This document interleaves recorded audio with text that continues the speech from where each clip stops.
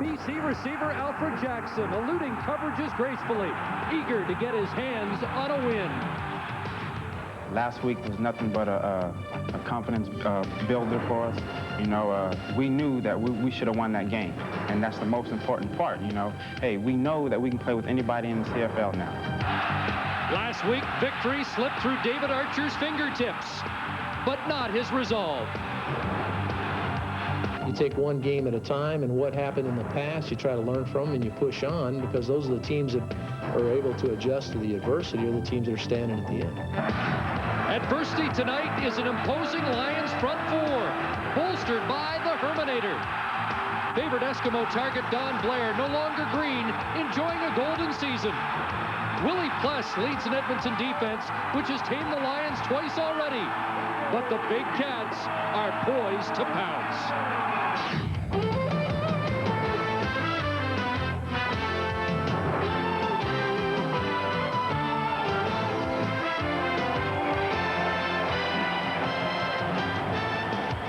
The road to the Grey Cup stops in Vancouver tonight. It's a critical game in the West. An Eskimo victory will give Edmonton a stranglehold on second in the West. A Lions win, and the race is on for home field advantage in the Western semifinal. Hi, everybody. Welcome to the CFL on CBC. Chris Cuthbert along with Chris Walby. Chris, we've got a matchup of two veteran quarterbacks who have enjoyed a lot of success in their careers, still looking for their A game this year. Well, they have. They've had great careers, but Damon Allen has had trouble. He's been struggling the whole year until last week, where he put up Damon Allen-type numbers, threw for over 300 yards and 2 touchdowns, and as a result, his whole team is pumped up for this game tonight. Allen looked great until he was knocked out of the game by the Argos late in the third quarter. David Archer felt he made progress last week in the first 3 quarters against the Calgary Stampeders. Archer looking for improved numbers, and remember, he's beaten the Lions twice this year, but he's got to deal with the front four that looked awesome last week in Toronto. Wow, these guys, I tell you what, I've nicknamed them to Piranha. Right now, they're on a feeding frenzy on quarterbacks. Last week it was Kerwin Bell. This week they say they're going to be feeding on David Archer. Cannot believe Walby so kind to defensive linemen. How about your keys for tonight? Well, I think there's some big keys tonight. For Edmonton, more consistency on offense. And by that I mean at key situations, in the red zone, in scoring zones. On defense, keep the Lions off balance. Put them in bad situations, second and long, where they have an opportunity to make a turnover. For BC, keep growing as an offense. Build on what they did last week. And on defense, they want Edmonton to throw the ball, so they're really going to concentrate on stopping the Eskimo running game. The Eskimos have won 8 of the last 10 meetings between these two teams, and with more on tonight's game, let's join Caroline Corey. Yes, Chris, I'm here at the Shark Club, where BC Lion fans like to come and congregate before and after the game to talk about their Lions. And this week they're talking about Damon Allen, who's coming off that great offensive showing last week against the Toronto Argonauts. And it just happened to coincide with the arrival of John Hufnagel. I talked to both of them about their relationship. For the most part, in my coaching in the CFL, we like to control things from the sideline, and so that it's not a grab bag situation. So we try to call as many plays from the sideline as possible. With a quarterback such as Damon or Danny, if they disagree with the play and they want to change it, then they have full freedom to do so. We just ask that they have a reason for it. Well, I think what John brings, he brings discipline, and not only with a great offensive mind, but he brings discipline to each individual in their jobs. Well, John Hufnagel, obviously a great quarterback himself, and has taught some of the best, like Doug Flutie, Danny Barrett, and Jeff Garcia. Well, I'm heading back over to the stadium now. I'll see you there in just a couple of minutes. All right, thanks very much, Caroline. Beautiful evening here on the West Coast as we move under the dome. Here's Keith Stevenson, off back-to-back losses against Calgary, and he says that can't be a distraction for us. If it is, we're not headed very far in the postseason. And on the other side, Greg Mond still looking for his first CFL victory. 0-2. He said his team got a moral victory in Toronto last week, but he's looking for more than moral victories. Well, that's right, Chris. The biggest thing with him is right now is moral victories don't count in the standings. He wants the W, and I think if they get a W tonight, you're going to see some real growth by this team. Burnaby, BC native Sean Fleming has it on the tee for the Edmonton Eskimos. Trying to shake a bit of an Edmonton slump, which has seen the green and gold lose 4 of the last 6. And awaiting the kickoff, Steve Muhammad and Rod Harris, who started the year in the Edmonton Eskimos training camp, and it will be Harris from his 10-yard line. And they do the reverse. This is Muhammad, loose helmet down on the field. And Muhammad skips out beyond the 40-yard line, a 31-yard return. And there is Damon Allen, who did look very sharp in Toronto last week until Demetrius Maxey knocked him out. Well, big time. And here are the guys that are going to be responsible to protect him today, led by Big Dan Payne, who's been playing great since he got that shot from Peterson in Montreal.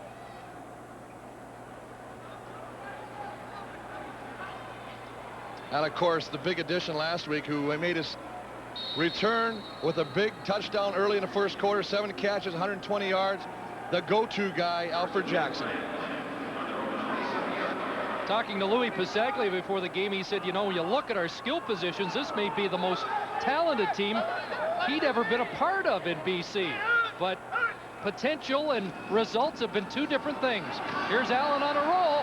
Melvin Hunter giving chase and then leveled by Willie Pless. Well, one of the things you're going to do, if you're going to do a rollout, you better make sure that your backside's protected, or else he's going to have to get to the corner. On this instance, he doesn't get to the corner. They bring somebody from the backside. Watch Melvin Hunter right there. He's going to come back. Juan Johnson's supposed to pick him up, doesn't get back there in time, forces him to turn up. Bam! Willie Pless, another tackle. Pless with 15 tackles in the first 2 meetings of the year between these 2 teams, both won by Edmonton. 2nd and 15. Allen, better protection. Incomplete. The intended receiver was Rod Harris. And Odie Harris was in coverage. But the Eskimos jumped as Bud Steen makes the preliminary signal. Well, Edmonton, Melvin Hunter, 9 quarterback sacks. Last year had a great year. He's just taken up where he left off. Benny Good's back in the lineup. He's going to be doing some damage. Linebackers, A.J. Gass, the newcomer's back. And, of course, the always reliable Willie Pless in the middle. Defensive backs, they're really happy to have Kavis Reed back. Gives them some experience and some superior speed on the cornerback position.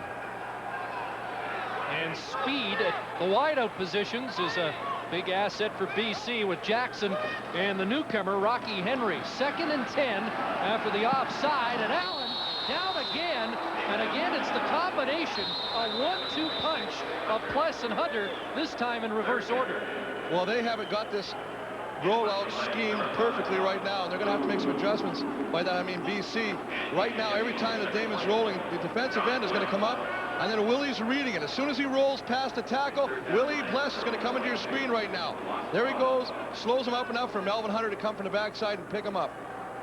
Melvin Hunter had a couple of sacks against the Lions earlier this year, has 9 on the year, and Louis punting the ball down to Don Blair. This is a big story in the Edmonton camp. Gizmo Williams left behind. Blair handling the punt return duties tonight.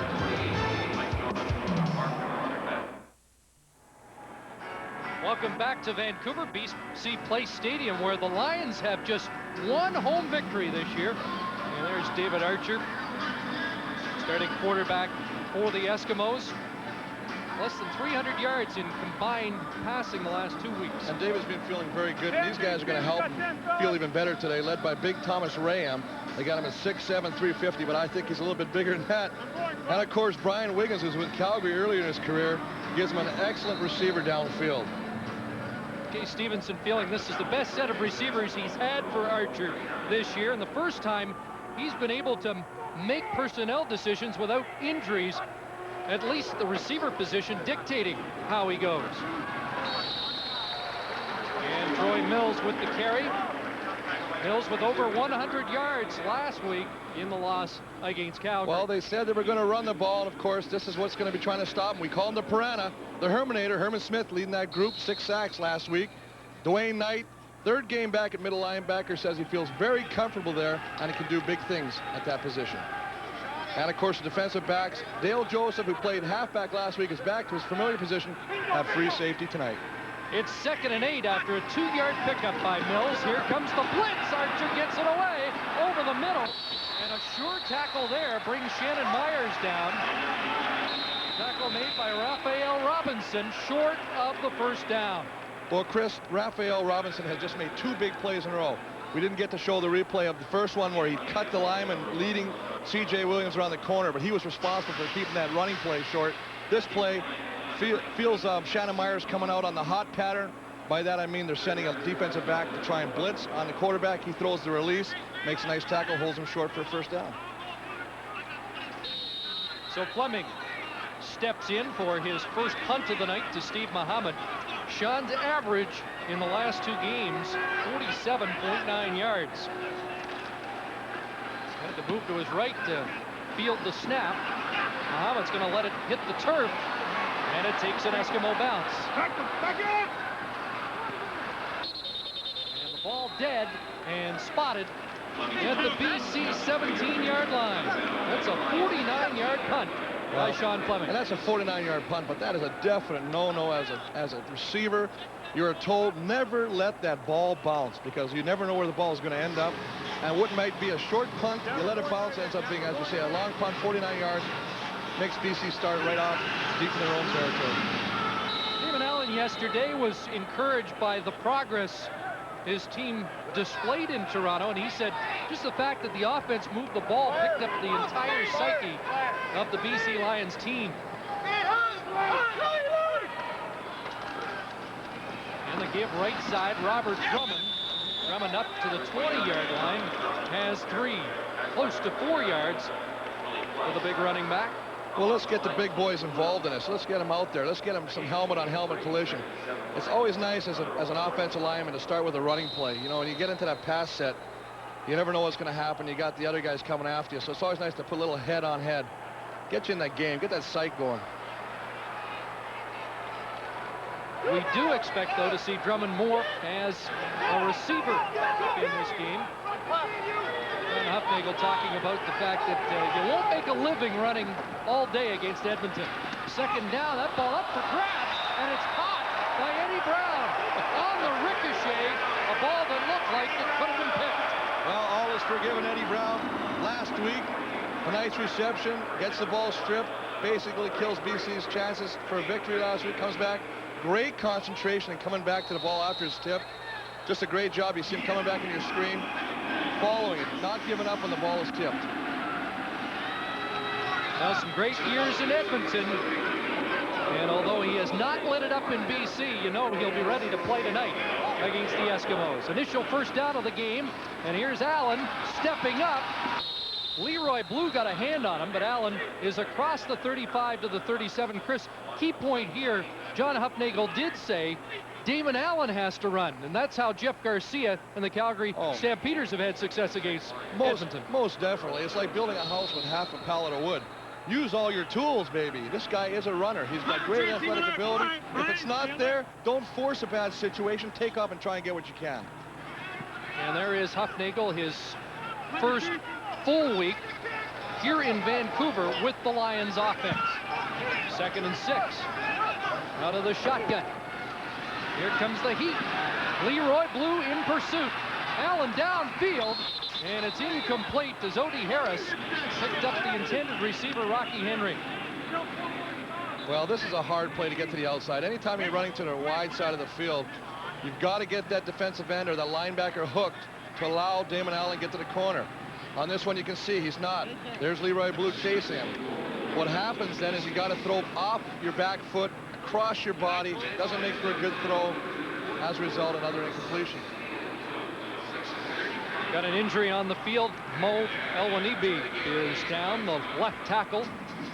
He's getting attention as Louis Bisaglia comes on to punt.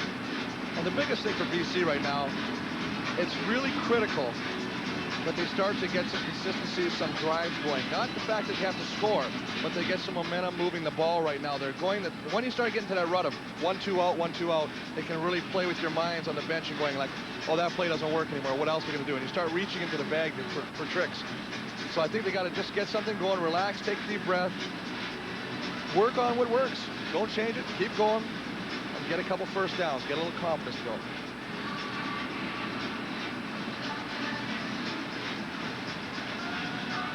Well, a concern for Greg Mons is the El-Wanibi injury as he very slowly makes his way to the BC bench. Well, that's a big injury. They say that he's been playing the best football of his career right now. He's been under the trainer. He's been conditioning. He's lost weight. They say his feet are better. That'll be a big blow. Big punt by Pasaglia. And it's Wiggins from the 25. And Brian Wiggins over the 30 to the 33. A 48-yard punt by the old guy, Louis Pasaglia.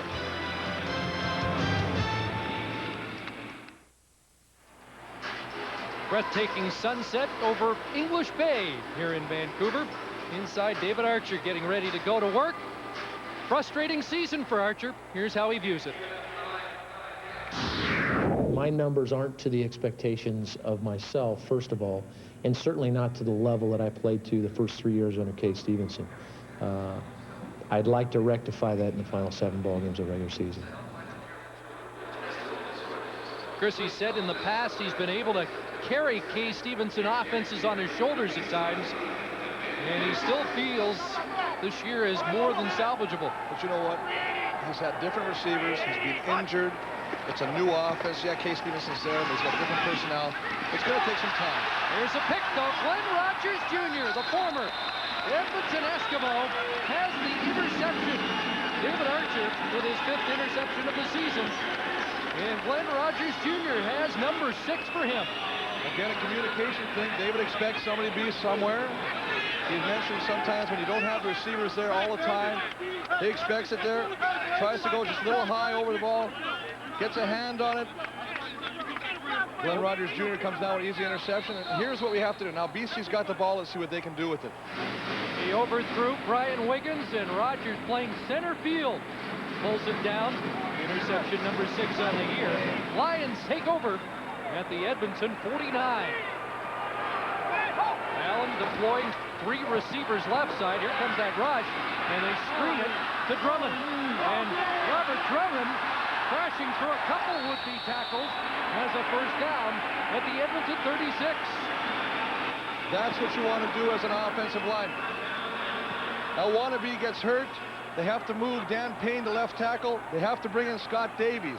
You never want to put a guy in a situation as first play back as a drop back pass. So what do? Throw a screen. Great call by the BC Lions. And now Robert Drummond's down, and boy, he has had such misfortune this year. Injured in training camp. Knee injuries plagued him throughout the season, and of course the personal tragedy. Just kind of rolled up on it, and sometimes you hit the turf at a certain angle. You can only hope that that's what it was, and just kind of pop his knee a little bit. Give him a little shocker. It's almost like your shocks on an old truck. You get a bang sometimes, but you keep on driving, so we hope he can keep on driving. So we've seen him run and catch the ball already today, and Damon Allen said, you know, he's a lot like my brother Marcus. He's got the mentality of a quarterback, and he understands the offense so well. Well, that's the ultimate compliment. I mean, of course, Marcus Allen having a great career, future Hall of Famer in the NFL. Can't afford to lose Drummond, so there's concern at the BC Lion bench as Drummond receives attention.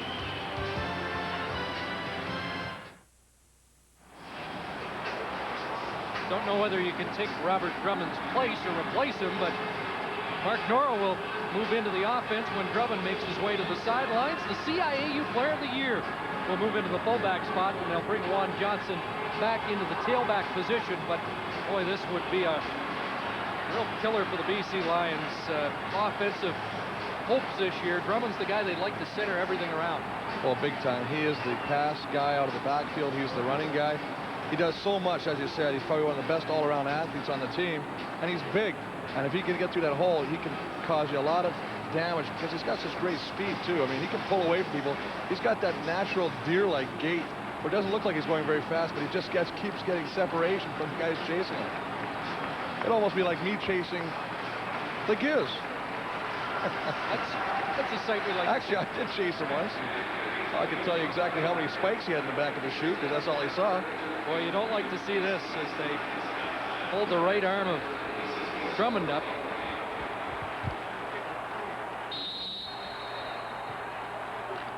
Boy, it's been a season where just nothing's gone right for one of the premier players in the CFL. It's first down for the Lions. Close to the Edmonton 36. And the ball wasn't snapped. Otherwise, everybody was on the move. Yeah, a little delay there right now, and obviously the snap count, whether Damon was trying to draw him offside, but what he did actually is the ball, the center didn't snap the ball, and the receivers, they were downfield by the time before the ball even got up. They'll have to get that straightened out real quick, or it'll be a fast walk back. And Robert Drummond being escorted directly to the Lions' room. And every time they hold that arm up like that, it usually means a shoulder problem. Either separated or you hope that's all it is, not the rotator cuff. 1st and 15 now. Allen looking left side. There's Alfred Jackson. A.J. Gass is there, and Gass doesn't let Jackson by.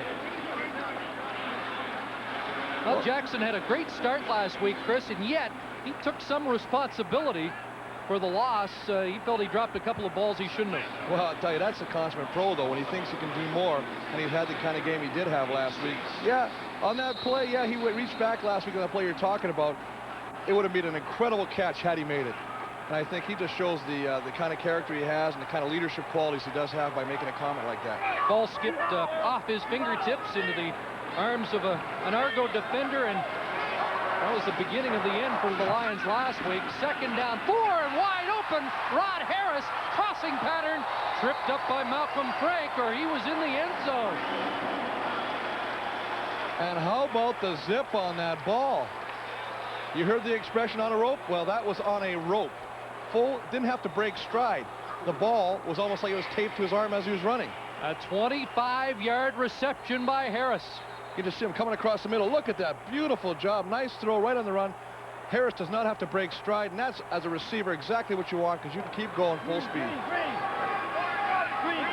So the BC Lions are in business just outside the Eskimo 10-yard line. They can make a first down without scoring a major. Allen pumped once and then is brought down, and there's Melvin Hunter once again. And in recent weeks, he has been a huge load for Edmonton. Well, their whole front four is good. They've got some guys in the middle who get some push, and they got some guys that can definitely come off the corner in Blue and Hunter. And the offensive line will have their hands full, and they did a good job on the big completion to Harris. That time, good coverage, downfield. You can see Damon Allen's holding the ball, pump fakes, tries to take off with it. Melvin Hunter falls off the block and makes the tackle. So the loss is 3, 2nd and 13. Allen looking end zone, touchdown! Eddie Brown!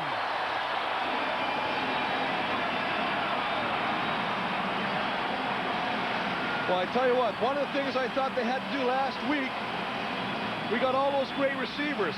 We've got the Alfred Jackson back. We got Rod Harris. I think they had to get Eddie Brown in the line, involved in the game early, and they didn't last week. He's come up with 2 big catches on the deflected pass before. We had the concentration and a nice touchdown pass right there. And here's a guy with 3,000-yard seasons in the last 5. And David Archer, who played with Eddie Brown in college and earlier in their careers, has always said you got to get Eddie involved early. He's involved tonight, and the Lions have the lead.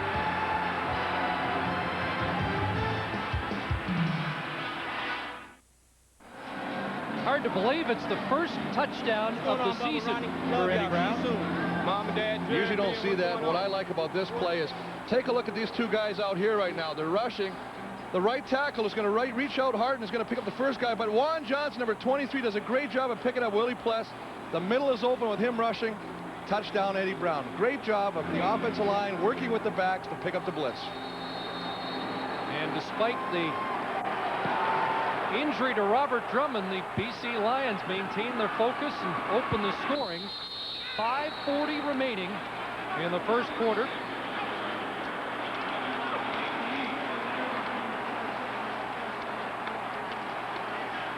And the scoring drive of 6 plays capped by Eddie Brown's first touchdown of the season. And this is going to do wonders for the BC Lions bench right now. Not only the fact that Eddie Brown's in the offense, but you know, you're looking around, and like you said before, they all got all Canadians. Their whole receiving corps one time as being a star. So now David Archer goes back to work. Last pass picked off. Hands the ball off inside.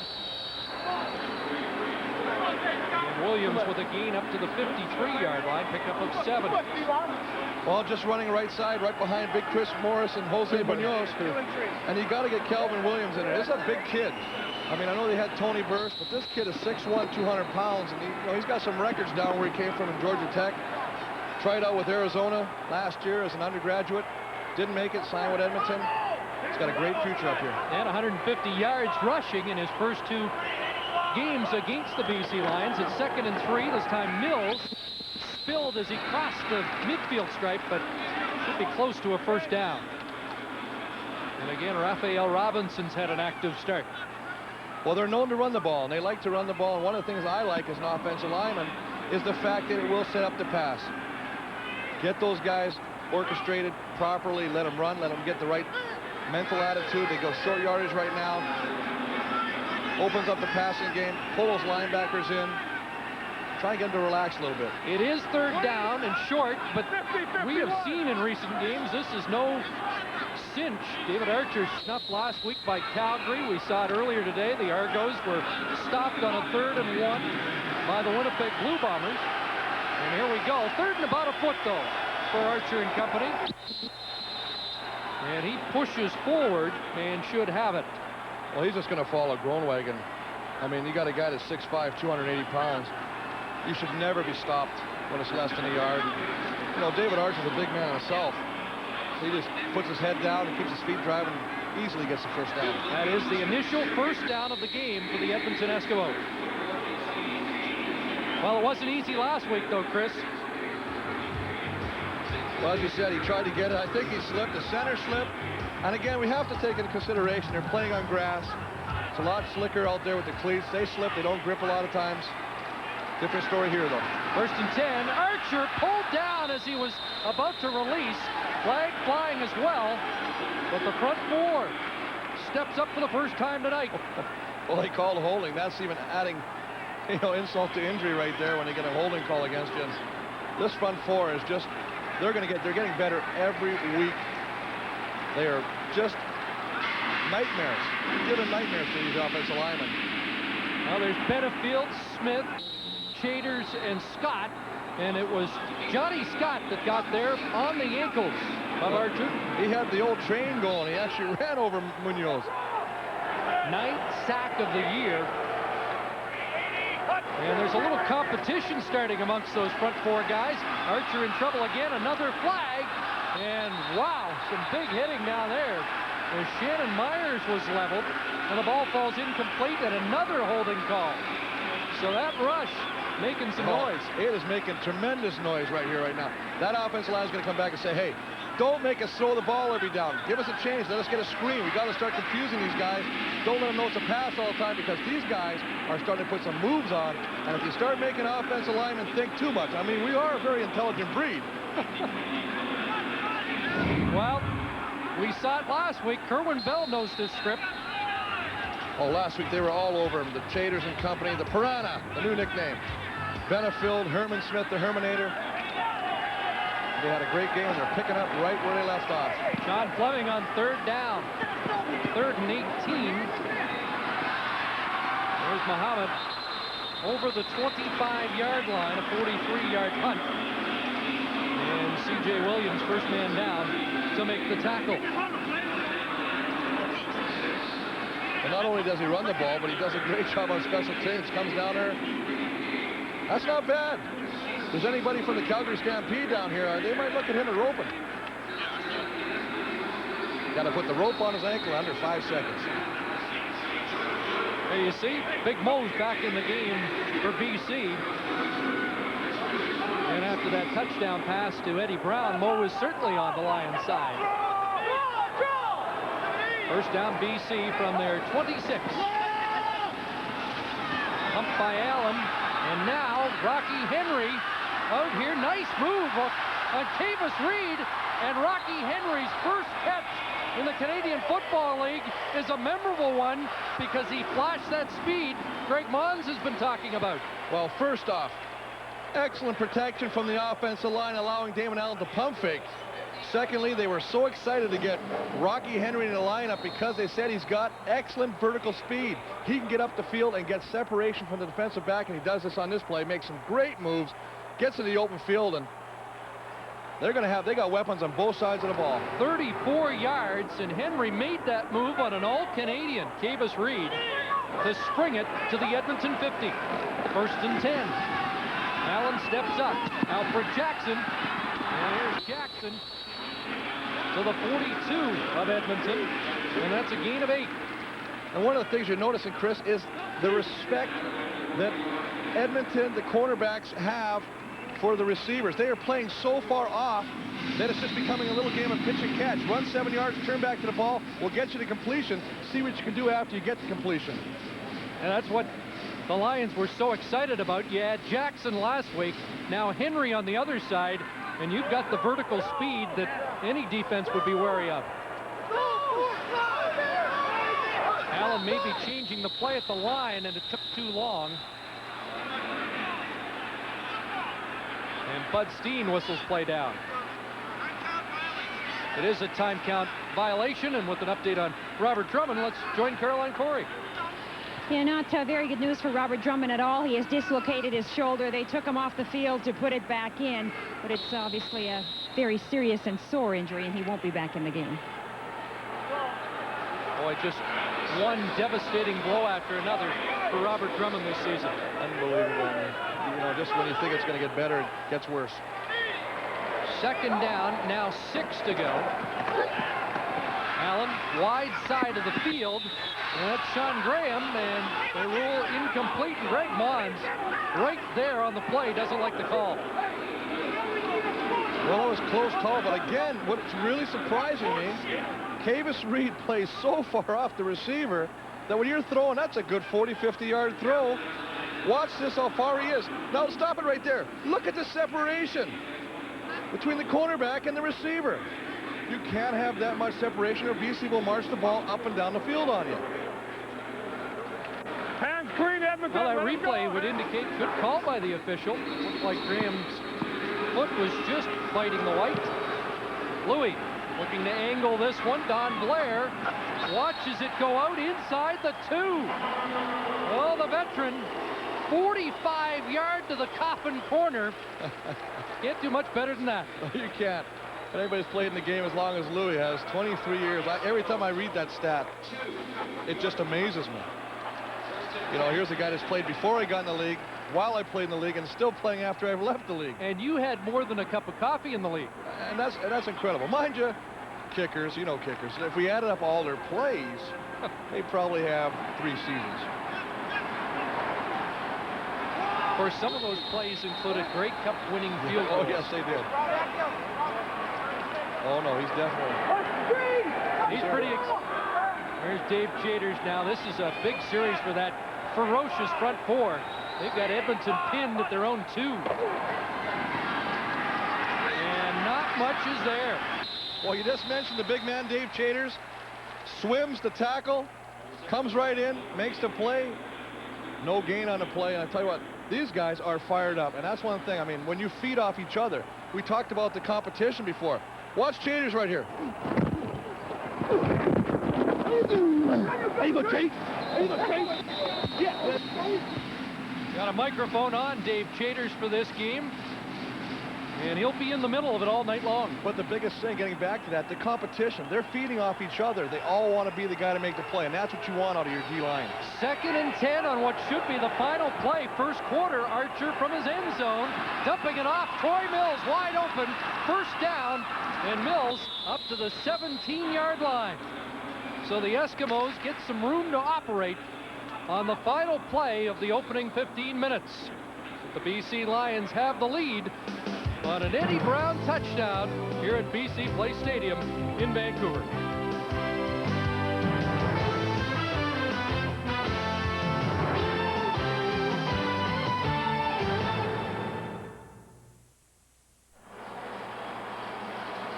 Well, I tell you what, we've talked about the defensive front of BC Lions, but as we run this play, you're going to see The offensive line is going to give David Archer the time to throw the ball, and that's what they're going to have to do.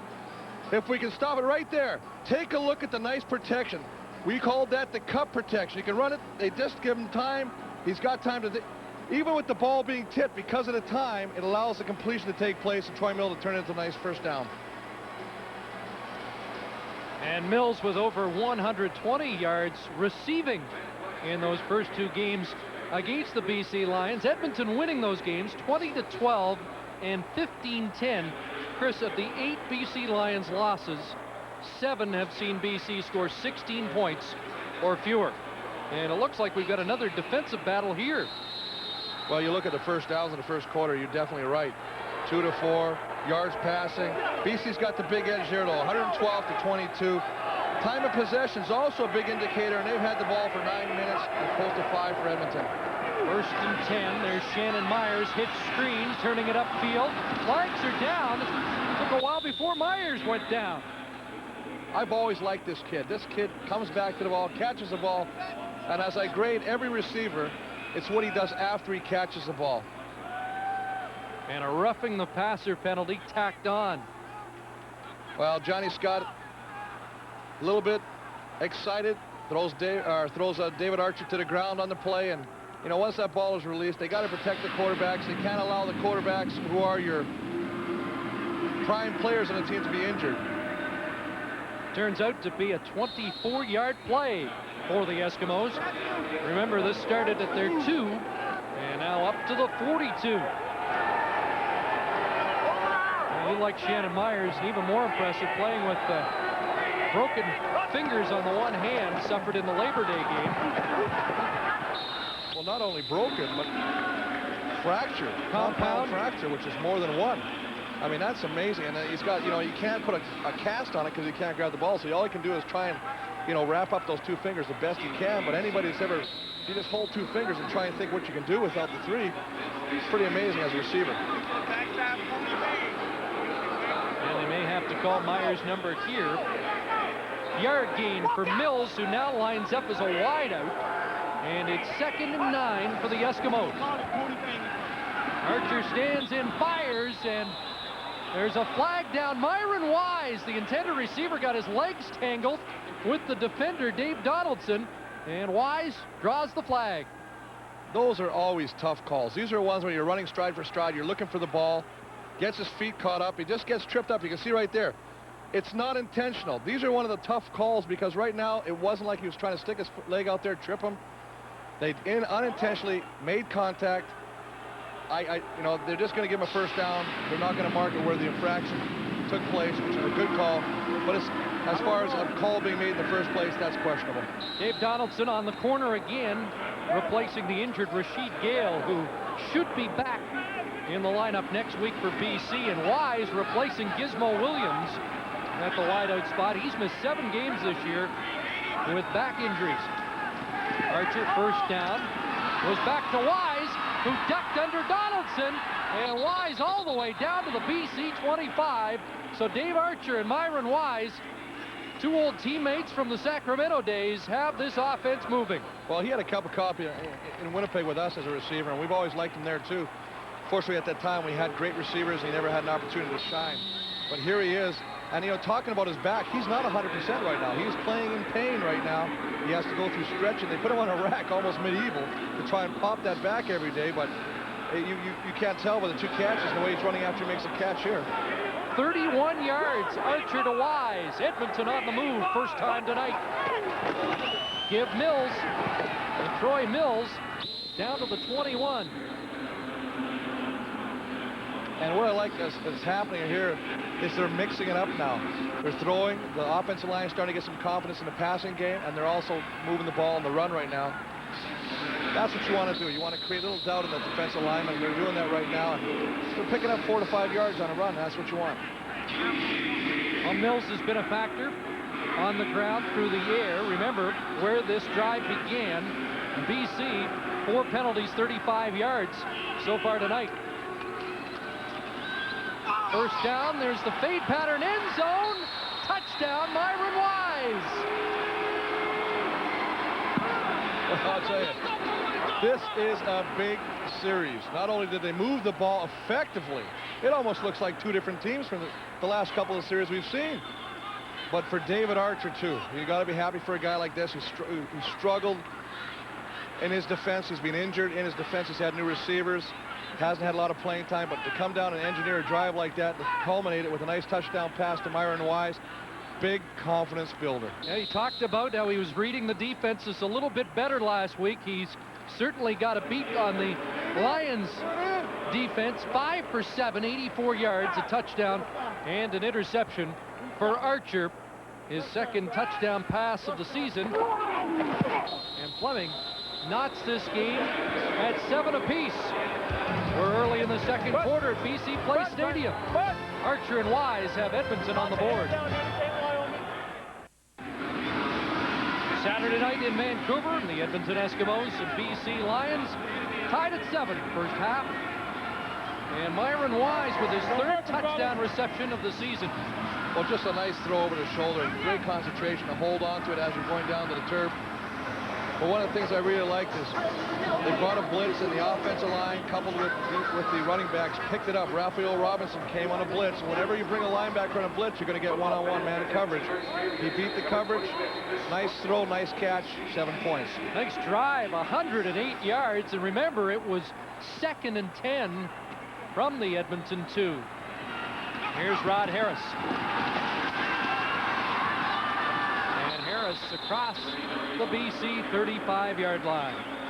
22-yard return is Damon Allen and Alfred Jackson will try and answer that impressive drive orchestrated by the Eskimos.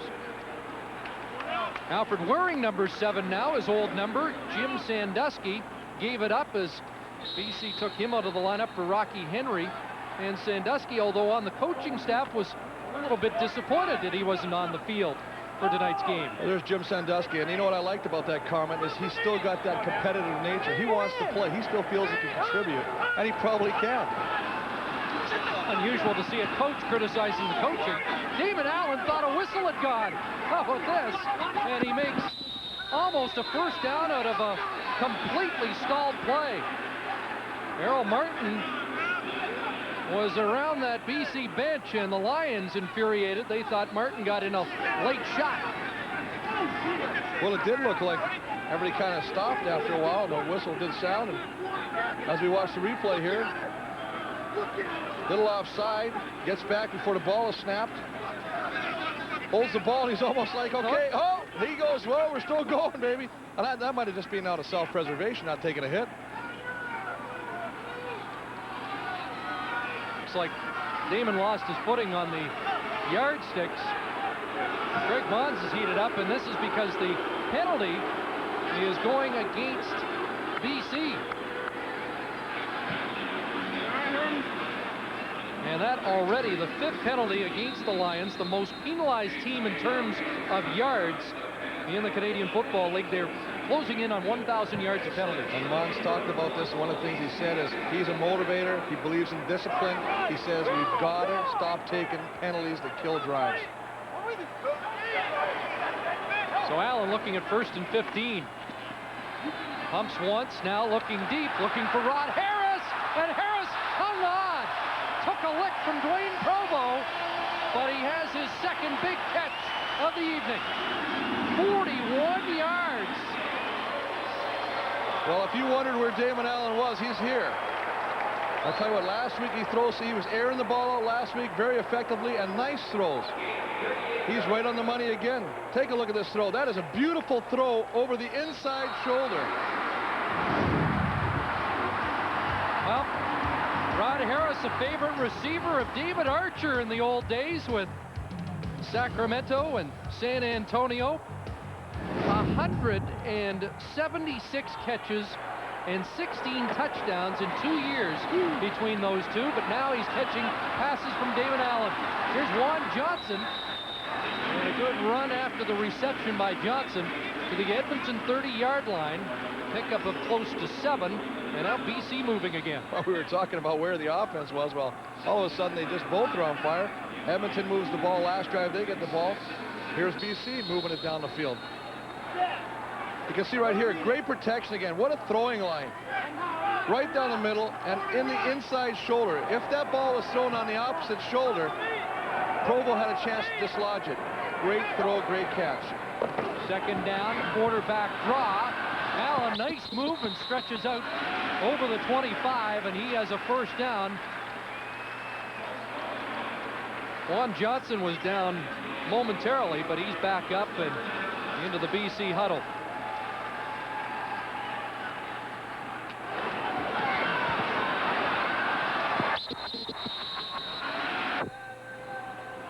But it's the scrambling of Allen that John Hufnagel felt was critical, especially against the Edmonton Eskimos. He'll kill many teams with the ability to run. You figure he got everything else covered, and he just takes off with the ball. First and 10. Here comes the pressure to get it out far side. Johnson cuts it back, and Juan Johnson has another first down for BC. You gotta like what Damon Allen's doing. He is throwing the ball all over the field. He is mixing it up. That time just a little swing pass to Juan Johnson, but the right decision. He's the open guy. He's the valve to the left. Throws it to him. This is a good move. It's not the primary receiver. Throws it right here, and again, Juan Johnson does a great job of making yards after he catches the ball, turning it up, effectively getting a first down. And he becomes even more important with the injury to Robert Drummond tonight. First down, BC. Allen to Sean Graham, and Graham down to the 5-yard line. And once again, the Lions in a position where they can make a first down without scoring a major. Well, and again, we just talked about this the last time. He just threw the ball to Juan Johnson. He is throwing it all over the field, to the left, to the middle, to the right. Edmonton's going to have to make some adjustments, and by that I mean they're going to have to play a little tighter coverage. They're playing off still, not only on the cornerback positions, but in the half. And right now what's happening is he's making the throw, and it's after the catch is made that the yards are actually made by the receiver. Graham got 7, second and 3 from the Edmonton 5.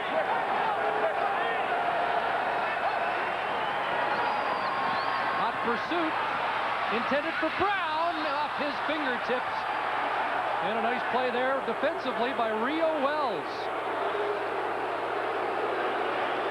That was an excellent job of coverage. Damon Allen avoids the rush, steps up, throws a lofty ball, tries to throw it deeper. Only one guy can get it. As you said, a great job of returning. Look at that. Wow. Damon's got an argument, and he probably has a case because Wells looked like he'd locked up. Looked like Eddie Brown had 3 arms in that play. A locked-up-eye going on there. Well, if there's no flag, there's no foul as far as Rio Wells is concerned. The Lions see it another way, but they'll take 3. And with 6:59 remaining first half, BC's back on top.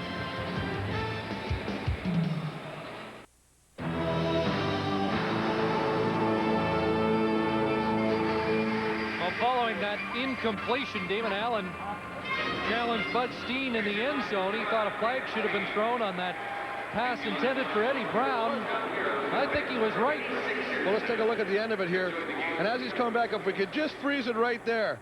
You can see the contact is made right there. You're not allowed to touch receiver. He's actually stopping from getting a chance to come back to the football. They got away with there. Little lucky break there if you're an Edmonton fan. They settled for 3. Pasaglia kicks it off. Brian Wiggins with a hole right up the middle. And a good return out to the Edmonton 44. Robinson in on the tackle. But we started tonight talking about a couple of veteran quarterbacks starting to hit their stride, and we've seen both Allen and Archer perhaps at their best this season so far tonight. And as any good quarterback will be, he'll save it for the end. He knows he's got to take time to get it going, get the momentum going, get his confidence going, and both of them are throwing the ball exceptionally well tonight.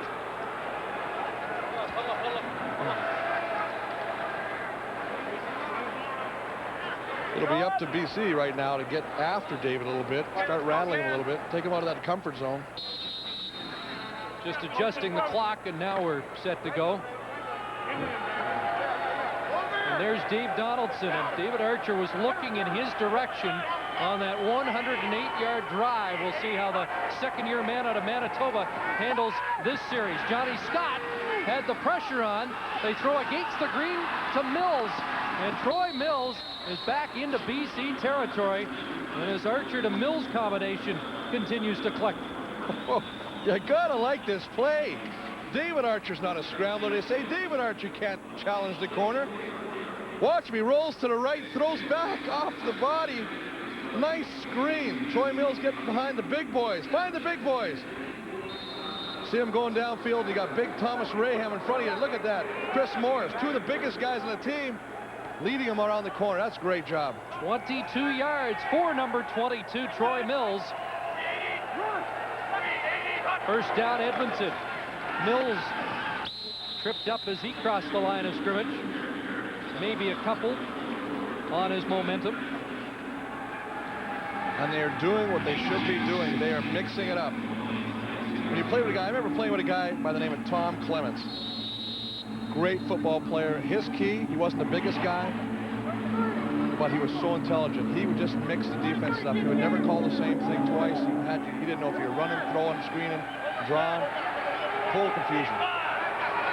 2nd and 8 for David Archer.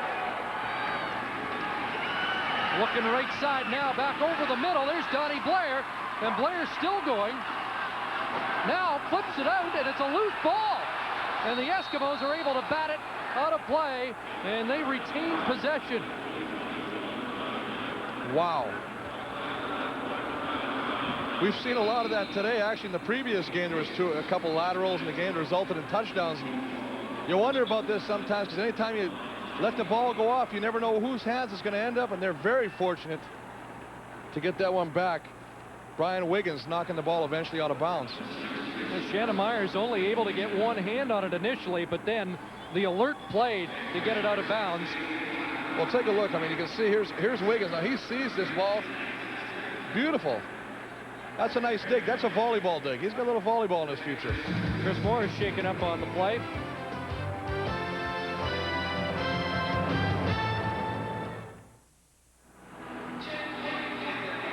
All these shots of Vancouver on a Saturday evening from the rooftop of the Plaza 500.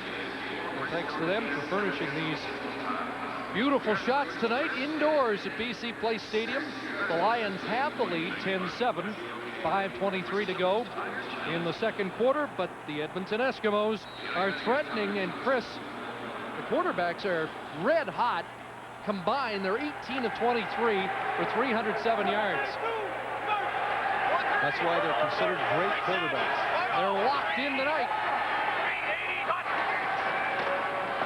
1st and 10, Archer looking right side again. Muhammad in coverage up against Don Blair. I know Dave Archer was concerned about getting Blair into the game quicker tonight. Donnie Blair with just 6 catches in the last 2 games against Calgary. He dropped from 3rd to 5th in CFL receiving after the last 2 games. Well, big time. I mean, anytime you can start a guy like that, he's 6 feet at the wideout position. He's got to have some tools out there. And one of the things, not only do you have to have speed, he's got to have the ability to catch the ball. And he needs to catch the ball or he becomes a non-entity, as you say. And you want to get him into the game, get him involved, make him feel like he's part of the offense. Big play, 2nd and 10. Here comes the rush. Archer steps up, just got it away. A completion to Myers. Picasso Nelson ran by him. Myers almost got up and ran it into the end zone. Well, Picasso's really lucky. I mean, obviously, when you're talking about a guy, you know, he's a first-year rookie out of Jackson State. You know, in the States, when you go down, you're down. In college, you're down. So you can see he does a nice job of catching him, and he runs by him. That ball was tipped. Nice catch. But he just runs by him on that play. But we talked about the protection. Let's look at this right here. You can see Beaton working on shaders. That's a nice job of just keeping him in front of him, not letting him get to Archer. Good job by the offensive line. Samir Shaheen, the rookie out of McGill, replaced the injured Chris Morris. And Archer using this measurement as an opportunity to confer at the bench with Kay Stevenson and Jimmy Kemp. And it is a first down. And the Eskimos offense has been rolling in this second quarter. First and goal.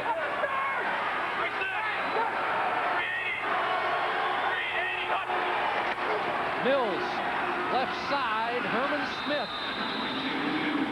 Met him at the line of scrimmage, and Mills falls forward for a couple. Well, it'll be interesting, Chris, to see how the offensive line does something right here. Because right now, let's watch 91, Herman Smith working on Raham. You got to get a better job on him. The object is to get him to go to the outside, but you want to still keep your hands on him and push him past the ball carrier.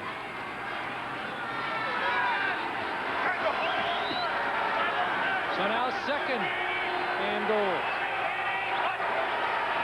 Passing situation, flag down, looking into the end zone, and the ball falls incomplete as Archer called Brian Wiggins' number.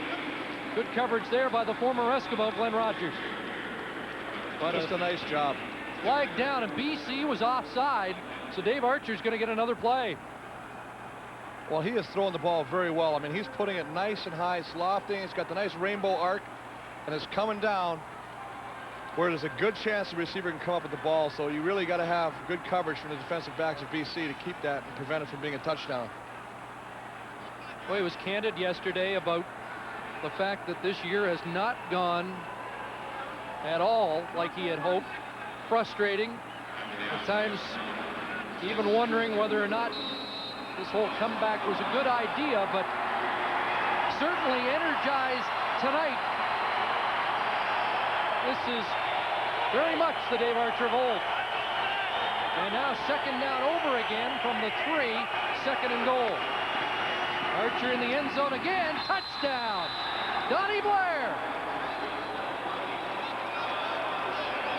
Well, you wanted to get him back in the offense. There's a way to get him back in the offense. All they do is they run a little clearing pattern, bring him back underneath. Nice job of the offensive line, giving David time to throw the ball. Threads it again, right on the money. You can see him just coming across. Mohammed's going, what's going on here? I'm supposed to be getting some help inside. The 95 Heck Crichton Trophy winner has his third touchdown of the season. And on back-to-back drives, the Eskimos put touchdowns on the scoreboard. Fleming adds the extra point, and the Eskimos enjoy their first lead of the evening. 2:53 to go, first half.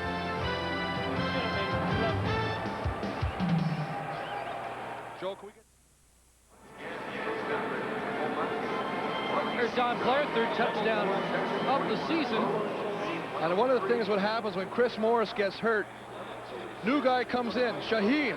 But what happens is Shaheen goes to guard, the other rookie, Munoz, has to go to tackle. 2 new positions out of 1 injury, and they do a great job of giving Archer time to throw that touchdown pass.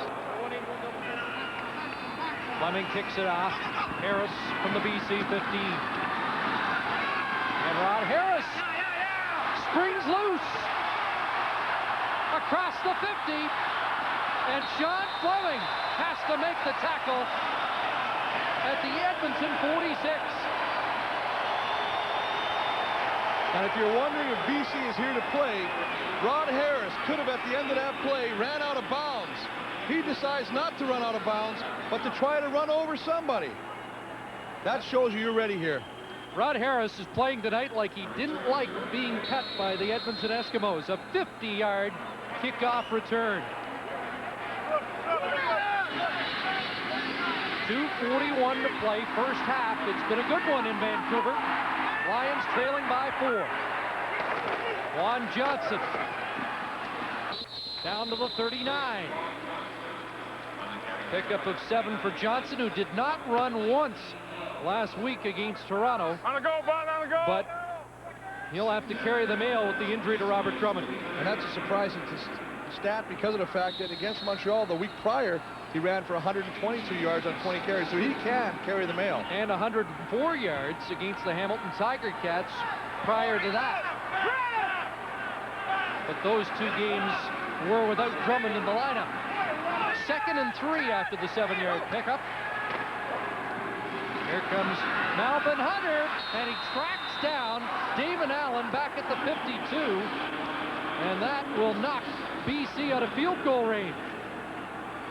Well, I tell you what, we're going to take a look. Freeze right here. Take a look at this guy right there. Watch him. That's Steve Harden. He's sucking back inside. He's trying to pick up Melvin Hunter.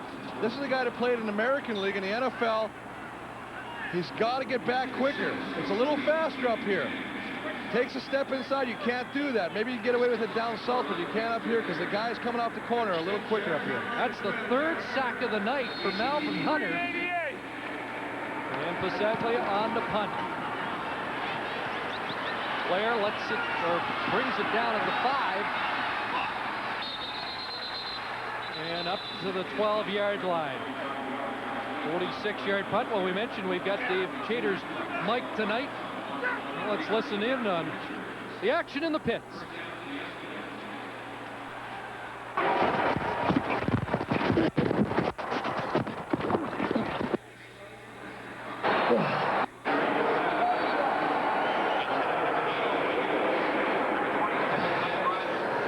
I dislocated that baby. Sharp. With the pinky? Okay.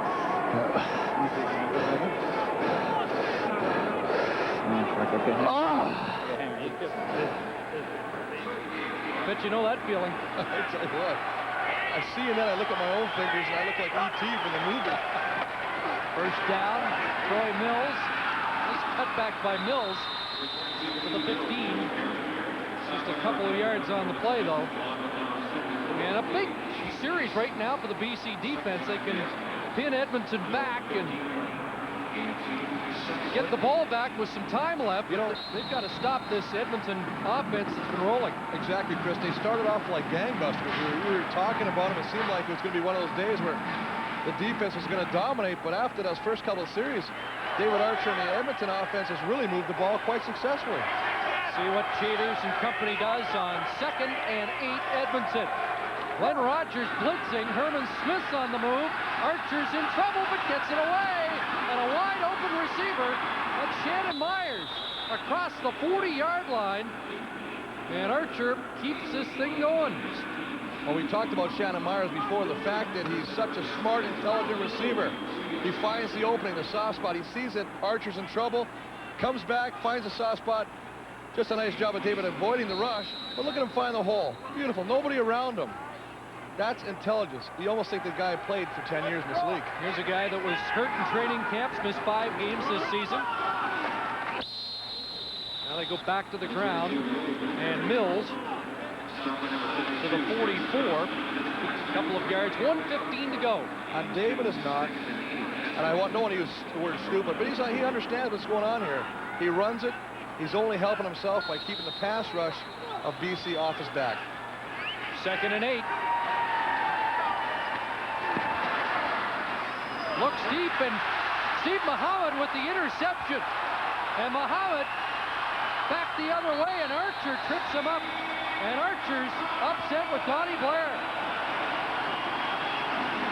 The intended receiver was Blair, and Archer is really giving it to his receiver. Well, you know they're going to be competitive in nature. This happens.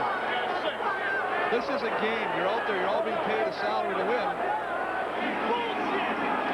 David obviously not very happy about the fact that a little miscommunication. He felt that Donnie Blair should be coming back to the ball, not running a streak pattern. Obviously, when Steve Muhammad gets an easy interception like that, there is a breakdown, and that'll have to be corrected quickly or there'll be fisticuffs. First down, Lions.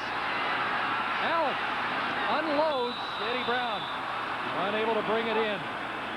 And David continues to seethe on the Eskimo bench after his 2nd interception of the night. And you know, Chris, he's been taking a lot of heat. And as he says, you know, as a quarterback, it's his job to shoulder a lot of it. But there are times he feels, you know, it's time for everybody else to step up, know what they got to do, know their assignments, or else you shouldn't be there. And I know that's only one play, and I don't want to be critical or hard on Donnie Blair because he's a very good football player. But for this team as an offense to grow, they can't be making mistakes like that at crucial times. Well, they've had such an impressive 2nd quarter, and well, they're in jeopardy of letting it get away. But look at, that's Melvin Hunter again in the midst of it, and they can't stop Malvern big game Hunter tonight. We were talking about the BC front four. Now we got to talk about the big four Malvern Hunter's put up. Well, 4 sacks. I don't know, but I tell you what, I think Joe Munford's watching this game going, hey, what's happening here? He's leading the league with 14 sacks. All of a sudden, Malvern Hunter's moved from 9 to 13. He's right behind him. Well, Leroy Blue was on the other side of that. We may have to split that one up. But with 41 seconds remaining, now it becomes a 39-yard field goal attempt by Pasaglia. And a timeout's been called. And getting back to the Edmonton defensive line, we haven't talked about them a whole lot, but we mentioned the fact that they got great guys in the middle to push. Benny Goods, Robert Brown. And here's the pick right now. Watch Damon Allen. He's looking around. Has to take it, the sack. Melvin Hunter coming over the corner. I was thinking about that interception. You can still see they're still discussing it. They want to get it straight. They were talking to Myron Wise. There's Donnie Blair. I talked to Dave about Don Blair prior to the Labor Day game. He says he's got a chance of being one of the best receivers he's ever played with. But still, there's the rookie mistakes. There's a veteran, 23 years in the league, making sure the Lions do count after the Archer interception. And it's now a 1-point game with 28 seconds to go in this first half. And here's the interception we're talking about. You can see David Archer's looking. He expects Donnie Blair, who's not even in the screen, to come back to that ball. Mohammed just takes the ball, gets the catch, and it's an easy romp. Puts BC into the good field position, and they get a field goal out of it. Archer makes the tackle. And then the play continued with this. Tell you what, he gets everybody's attention.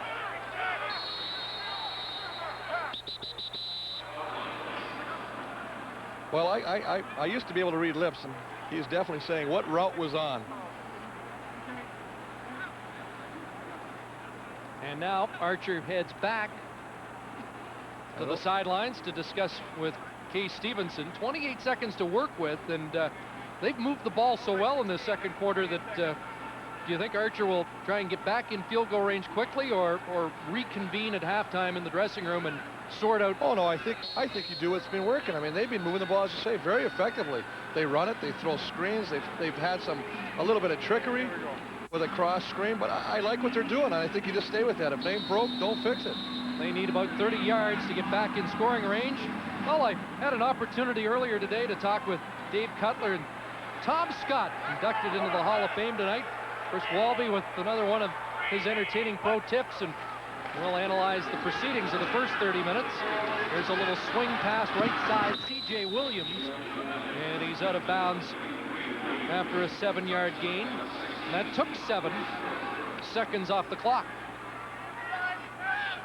That was a nice job of David getting the ball away, because there was some good pressure coming from the front four of the BC Lions. And they know they've got to kind of disrupt David Archer, get in his face a little bit, make him throw balls he might not normally throw. 2nd and 3 for the Eskimos at the Edmonton 42. Short drop, quick pass, and a completion.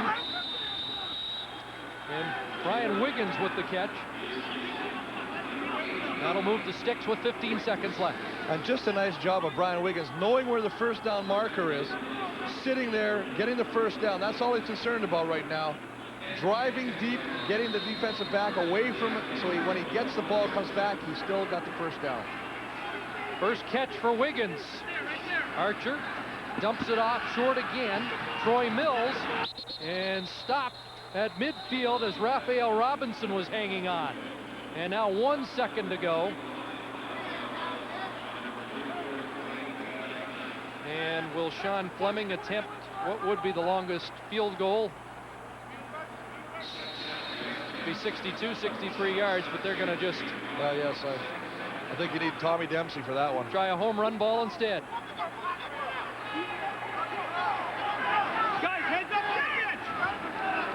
4 receivers come to the left side.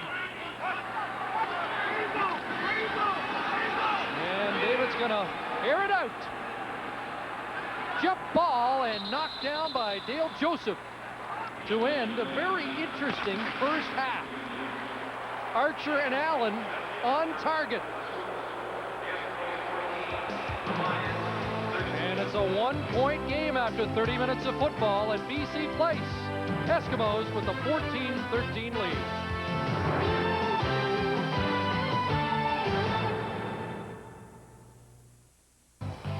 Everybody, and welcome back to BC Place, where the Edmonton Eskimos currently have a 1-point lead over the BC Lions. And you know, every player would like to follow up their career with an induction into the Canadian Football League Hall of Fame. That's happened for 5 special people. We'll introduce you to them right now. Starting in the builder category, Bernie Custis. He was a player, coach, teacher, and mentor. Bernie dedicated some 50 years of his life to Canadian football. In the player category, Larry Robinson played receiver, safety, and even did some place kicking. He was the first player in the CFL to score 1,000 points. Joe Pop captured the Shenley Trophy as most outstanding rookie in 1978 with the Bombers, and Tom Scott was a big part of those Eskimo dynasties from 78 to 82. And who could forget Dave Cutler, one of the greatest kickers ever to play in the Canadian Football League. Dave Cutler, of course, growing up in Victoria, BC, went to Simon Fraser University, and our Chris Cuthbert caught up with Dave along with Tom Scott to talk about their inductions into the Hall. They're on the Wall of Honor at Commonwealth Stadium, and now they're in the Football Hall of Fame in Hamilton, and it's a real pleasure to have Dave Cutler and Tom Scott from the Dynasty team of the Edmonton Eskimos with us here. Gentlemen, congratulations and welcome. Thank you, Chris. Thanks, Chris. Appreciate it. Dave, this is pretty heady stuff for a native of Biggar, Saskatchewan, who started kicking a football around at a high school in Victoria. It's absolutely awesome, Chris. It's a long way from those places, and for my athletic ability, as those who know me, it's amazing. Tom Scott, you were an All-Canadian with the Winnipeg Blue Bombers. How'd they let you go? Actually, it was very difficult for them. 77, I played out my option, and they just couldn't seem to want to keep me around. And fortunately for me, I headed west and got to Edmonton. And Joe Poplawski went back as compensation in that trade, and he's in the Hall of Fame, so you could call that a Hall of Fame trade for sure. Tom, recollect the 1980 Grey Cup game. It was one of your all-time great games. Well, you know, it was actually for the team first. It was an opportunity to tie a record that the early Eskimos in the 50s had, which was 3 consecutive championships, and we had an opportunity to tie that record. I, fortunately, was on the receiving end of 2 of Warren Moon's passes for touchdowns, and late in the game, I was able to catch one of Tommy Wilkinson's, and today, you know, still be able to say that I had 3 touchdowns in a Grey Cup. So it was exciting, but it was more exciting to tie the old Eskimo record of 3 consecutive championships. Tom, I don't know if you're aware of this, but you're the first All-Canadian at the slot back position. It's now a dominant position in the CFL. And I think you and Joe Poplawski will be the first slot backs into the Hall of Fame.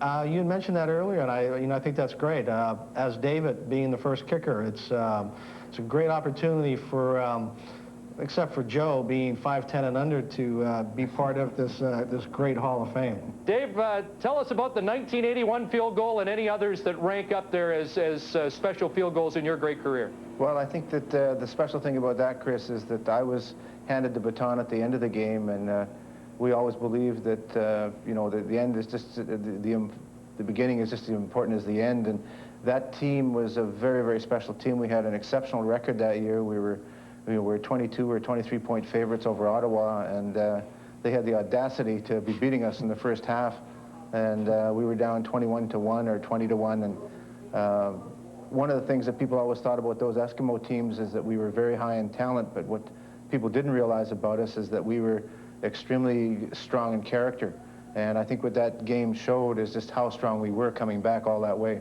6 Grey Cup rings for Dave Cutler, and now 6 of those great Edmonton Eskimos in the Hall of Fame. Gentlemen, thanks for joining us, and once again, congratulations. Thank you, Chris. Thanks a lot, Chris. Well, it's a close one here at BC Place. The Eskimos have the 1-point edge. We'll be back with Chris and their analysis right after this.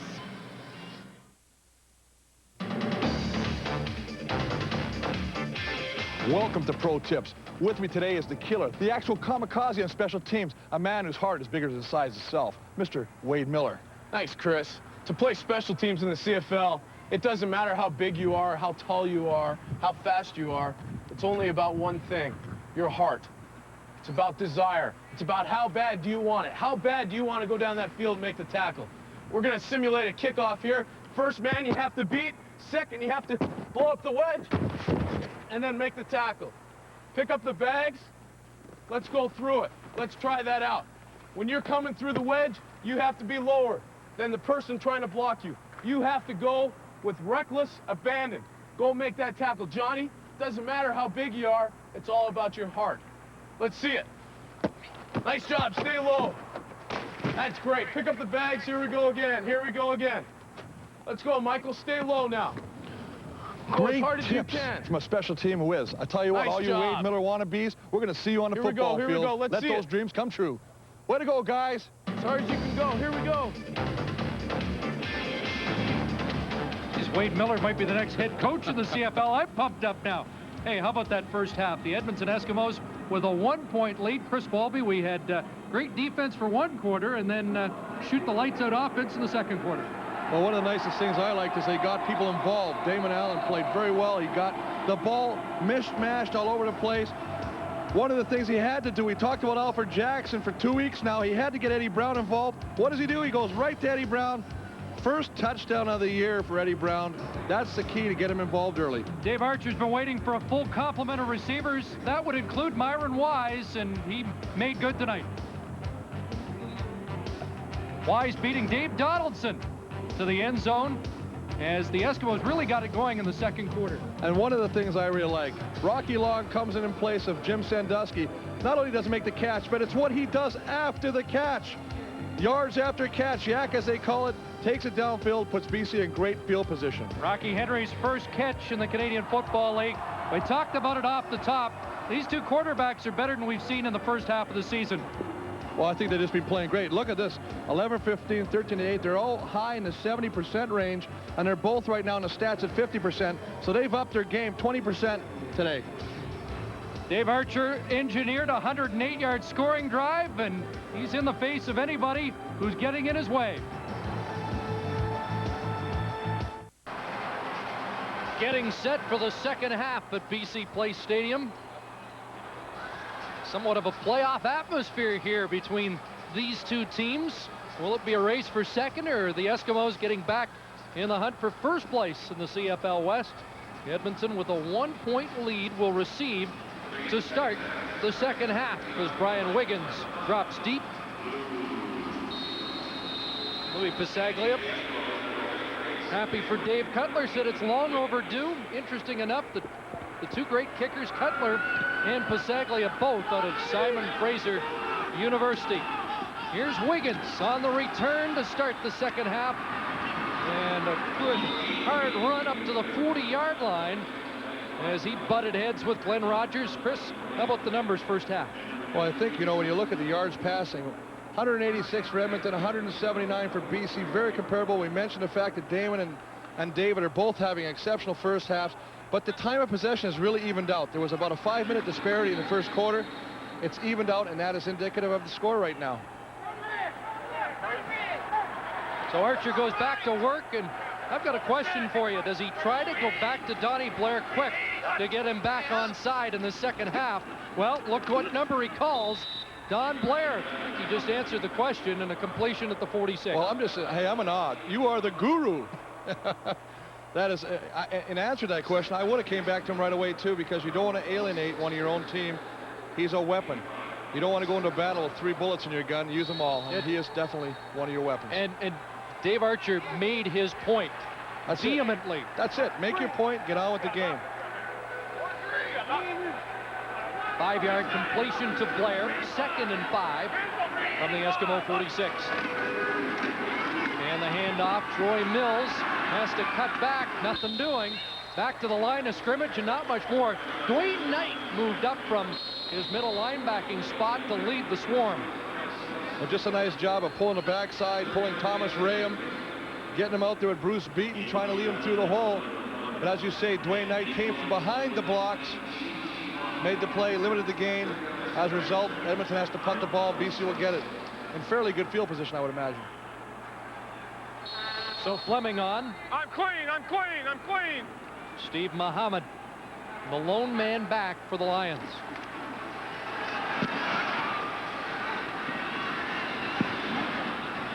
On the hop at the 25.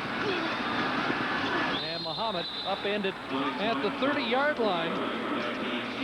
Lions have had an injury-riddled punt return crew this year, too, losing first Jimmy the Jet Cunningham and then Al Shipman. Damon Allen leading his crew out to start the second half, and a devastating blow to that Lions offense, losing Robert Drummond tonight. Shoulder dislocation. Not only as a running back, but as a receiver, but also as a team leader. They really like him in the locker room. He's one of the most well-liked guys in the league. He really gives you something, and you can't measure that kind of stuff. First down at the 30. Juan Johnson powers his way up to the 36 and a gain of 6. Well, Malvin Hunter was as big a story as we had in the first half. Well, I definitely think he was. I mean, anytime you get 4 sacks in a half of football, boy, most people would just be going home and calling it a day. But, you know, here's one of his sacks early in the first quarter. He just keeps coming, and he keeps getting better. Last year, I think he led Edmonton with quarterback sacks total. He's doing it again, and as I said, he's closing the race between him and Joe Montford of Hamilton. Working on the rookie Steve Harden in his first CFL game tonight. Second down and 3. Owen Eby lost his lid on the play. And Juan Johnson's going to be short of the first down. I think he just wanted to take the lid off so he could get the hair out of his eyes. That's a mess of hair, and of course I don't have any of that. I was going to say that was never a problem. You know, when I look at him, I'm almost get a little jealous there. Big tackle like that, all that flowing locks. I had flowing locks, except they just kept flowing right off. Back in your Manitoba Junior Hockey League days. Pasagli on third down. And a beautiful punt, bouncing out of touch at the 23-yard line. So no return after the 49-yard punt.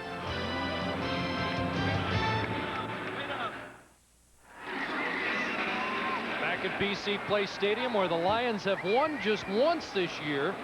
Victory over the Winnipeg Blue Bombers, July 30th. There's our internet address.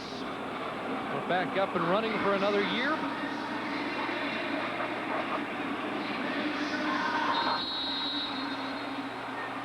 And again tonight, we have a microphone on Dave Chaters, who is in the middle of all of it, trying to put heat on Dave Archer, who told us yesterday that if they could frustrate that front four in the first half, it might discourage them.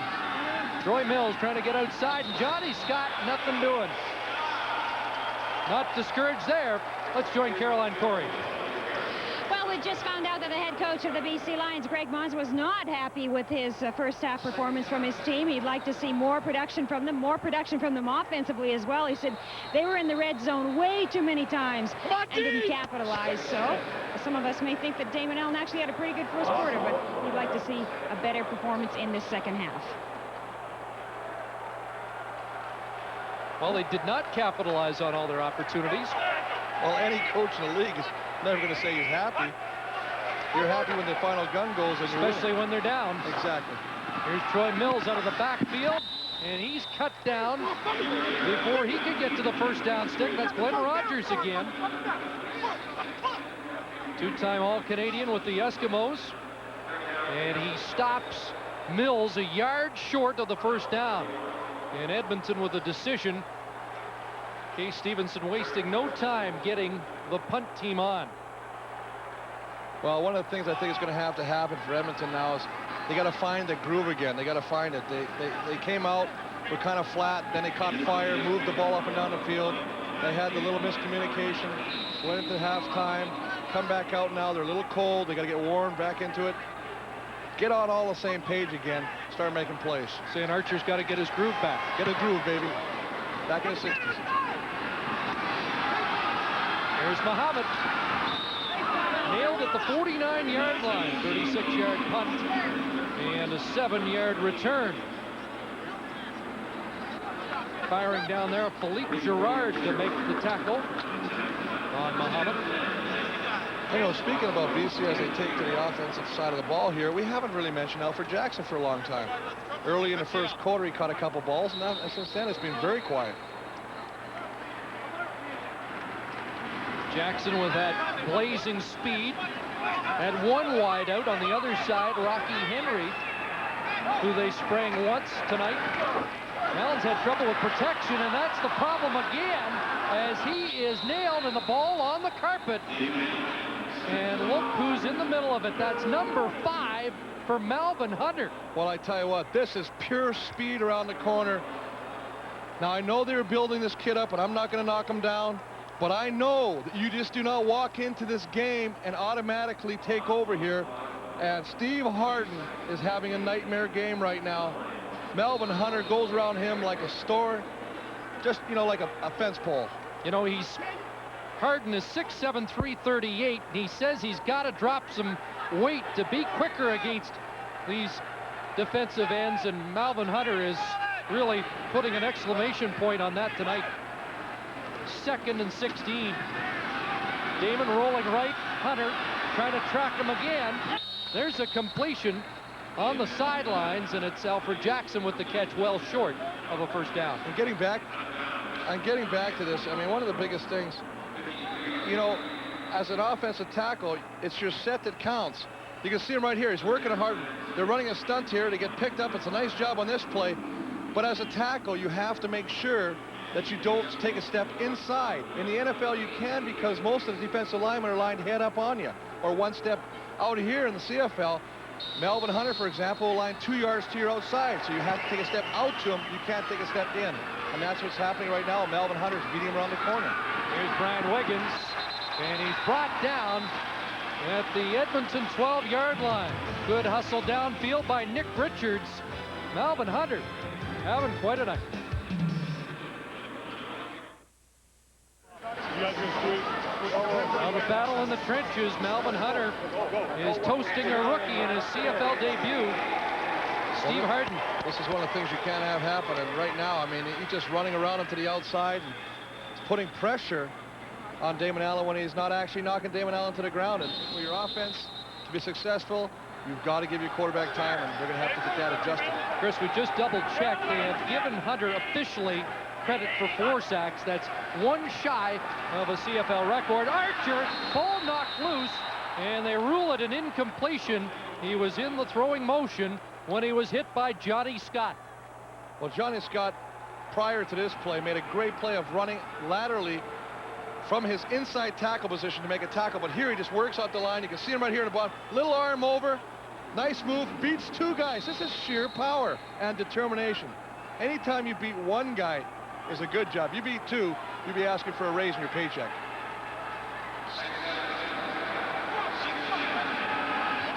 Number of players have 5 sacks in a game, including David Benefield of the Lions. 2nd and 10, and flags fly before the play gets on. Well, also Rodney Harding against these same Eskimos.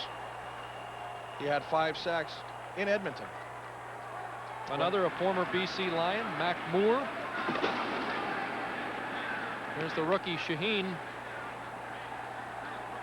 Well, if you're going to break into this game and you're going to play against a guy like Johnny Scott, boy, I tell you.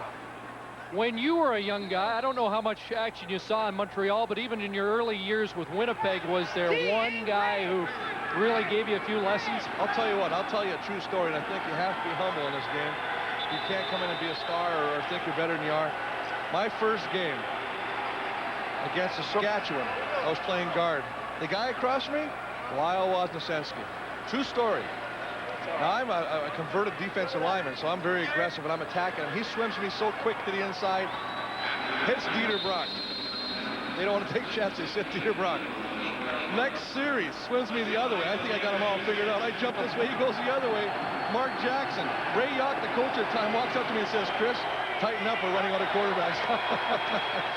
2nd and 15, and Archer throws it over the head to Troy Mills. So the Lions come up big on defense. Case Stevenson's team must punt from deep in their own zone. Couple of ineffective series to start the second half for the Eskimos, who have had trouble in the second half all season long. Big time. This is definitely something they want to change if they're going to be successful down the road, especially if the playoffs. This is one of the things you can get away with earlier in the year because you have enough time to make adjustments or change personnel or whatever. But as we get down to the crunch time now, you're going to have to start making your second half even more productive than your first half. Fleming in the Edmonton end zone. Hangs the punt. Harris, Edmonton 54-yard line. Mark Tobert shut off the outside. Philippe Girard there as well. Good punt coverage by the Eskimos.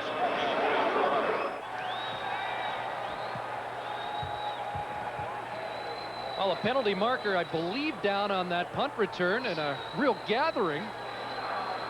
Just about everybody on the field. First down. And it's marched back against BC. You know, penalties were costly for the Lions in the first half, and that just removes the great field position the defense had earned for BC. Exactly. I mean, that's like going over to your defensive players and slapping them in the face and saying you don't appreciate what you do. Mental discipline is a big part of this game, and as you said, they would have started in Edmonton's territory. Now they're in their own territory. Starting at the Lions 42. 1-point lead for Edmonton. They slow the rush with the screen. Juan Johnson breaks a couple of tackles and spins out to around the 51. 9 yards on the pickup for Johnson. And he runs very well with the ball. Nice hands out of the backfield and runs. And the legs keep pumping. That's one thing I like to see. Gets the ball. They got a little screen pass. He just kind of sifts, finds a little opening. Damon Allen gives him the ball. But he just runs hard. He's running through people. He's not one of these guys that's the first guy tackle him, and that's a mark of a good back.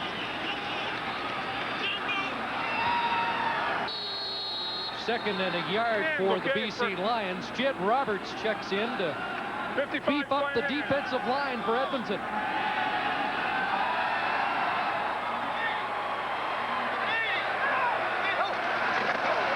Option. Allen keeps and has the first down. Nailed by Odie Harris, Willie Pless. And that's the initial first down of this second half. And a real intelligent move by Damon Allen. This comes from scouting. When all the coaches break down game film, they watch what Edmonton does in short yardage situations. They know they like to pinch. Damon Allen just takes the ball, rolls around where the defensive linemen are coming, and picks up the first down. Joe Pow and Jim Sandusky up top offensively. John Hufnagel on the sidelines. The brain trust. Yeah, that's an impressive lineup on the field and in the up in the spotter's box for the BC Lions. When you take a look at all those guys and all the years they've played in this league and all the situations they've encountered, that's just a wealth of knowledge and stuff to rely on. And I really think that the acquisition or the helping of Joe Pow and Johnny Hufnagel has really brought Damon Allen, made him more comfortable and made him more effective in this offense. It sounds contradictory, but they say that John Hufnagel has expanded the Lions' offensive package and yet simplified it. 2nd and 9. Allen quickly gets it away, but Willie Pless is there defensively on Rod Harris, and that's little or no gain on the play.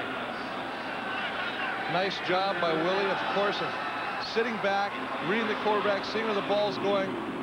Damon Allen puts a quick throw to Rod Harris, but Willie Pless, who doesn't miss many tackles, as evidenced by the fact that he seems to lead the league in tackles every year, wraps them up for virtually no gain, and now they have to punt the ball back. But they did move the ball a little bit, so they're swinging the field position. You know, something really strange happened in 1990 here in BC.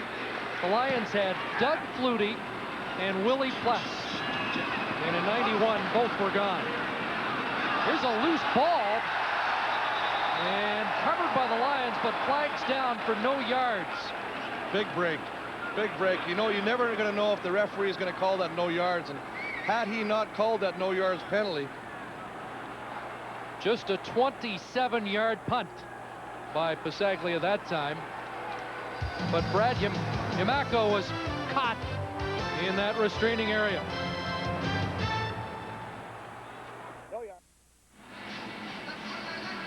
welcome back to BC Place, and you're looking at Kay Stevenson, the head coach of the Edmonton Eskimos.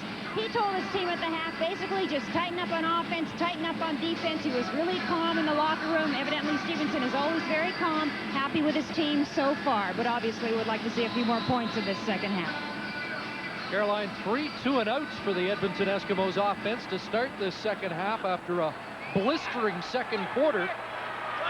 See if Archer can recapture the magic.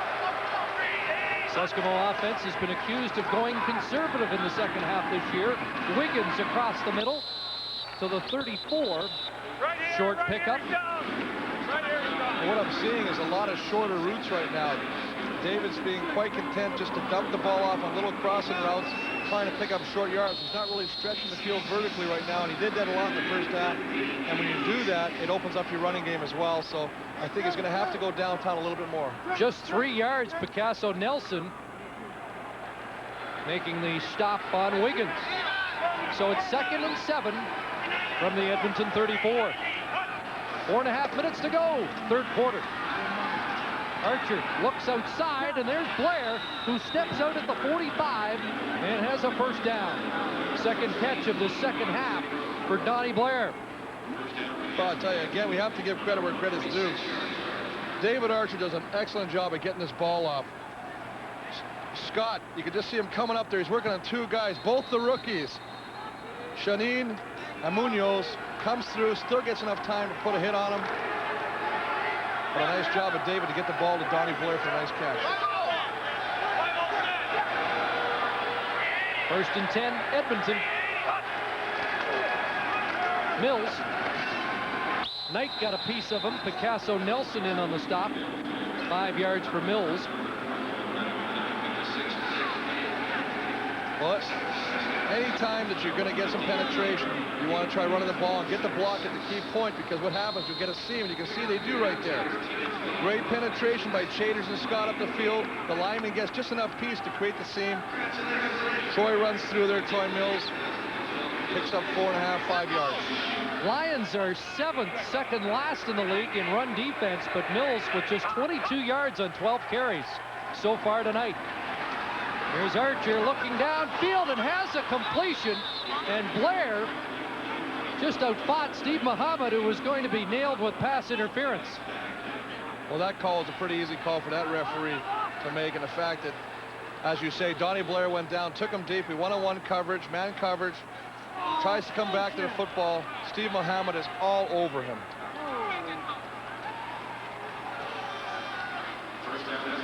You see it right here. He's trying to tackle before the ball's even, and great concentration by Donnie Blair to hang on to the ball. 20 yards for number 20, and let's emphasize, Don Blair was not David Archer's favorite receiver at the end of the first half, but he has been in the second half. They're fast becoming close buddies again. Keeps this up, it never will have happened.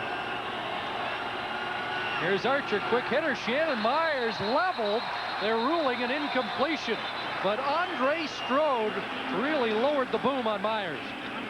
Andre Strode make apple strudel out of Shannon Myers coming across the middle there. Nice catch, nice hit. This is what you want. I mean, they always say that if the receiver catches the ball, at least punish him. And Dave Cheaters getting in on Archer.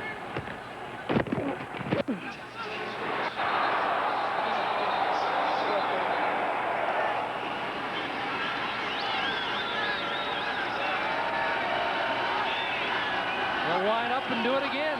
2nd and 10. Archer under pressure gets it away, and incomplete, looking for C.J. Williams, and Muhammad was in coverage for BC. Well, they just ran a stunt up there, and that's what happens when you have Herman Smith comes inside, Dave Chaders goes to the outside. They don't pick it up, and their Herminator, as you call him, Chris, laid a licking on Dave Archer. You see him up top. He's going to come right inside here. Here he is right here. Beeline doesn't get picked up by Thomas Rea. And I tell you what, David cannot take many more of those licks. I tell you, these quarterbacks around the league have been taking some punishment in recent weeks. Archer resilient. Move the ball into field goal range for Sean Fleming. Jimmy Kemp on to hold. And this a 48-yard attempt for Fleming, who's been good on 87.5% this year. And he does it again. 22 of 25 on the season for Fleming, who has missed from 56, 51, and 42 yards all season long. That's an incredible stat. I mean, he is really kicking the ball well.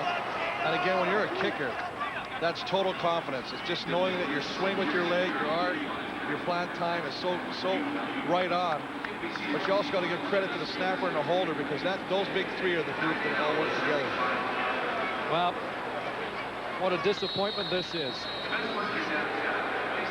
Robert Drummond on the sidelines with a dislocated shoulder, suffered in the first quarter.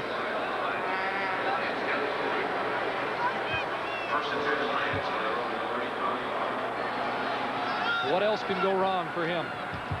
At the 35, Lions start off, and Juan Johnson with the catch. A.J. Gass there to make sure he doesn't go any further.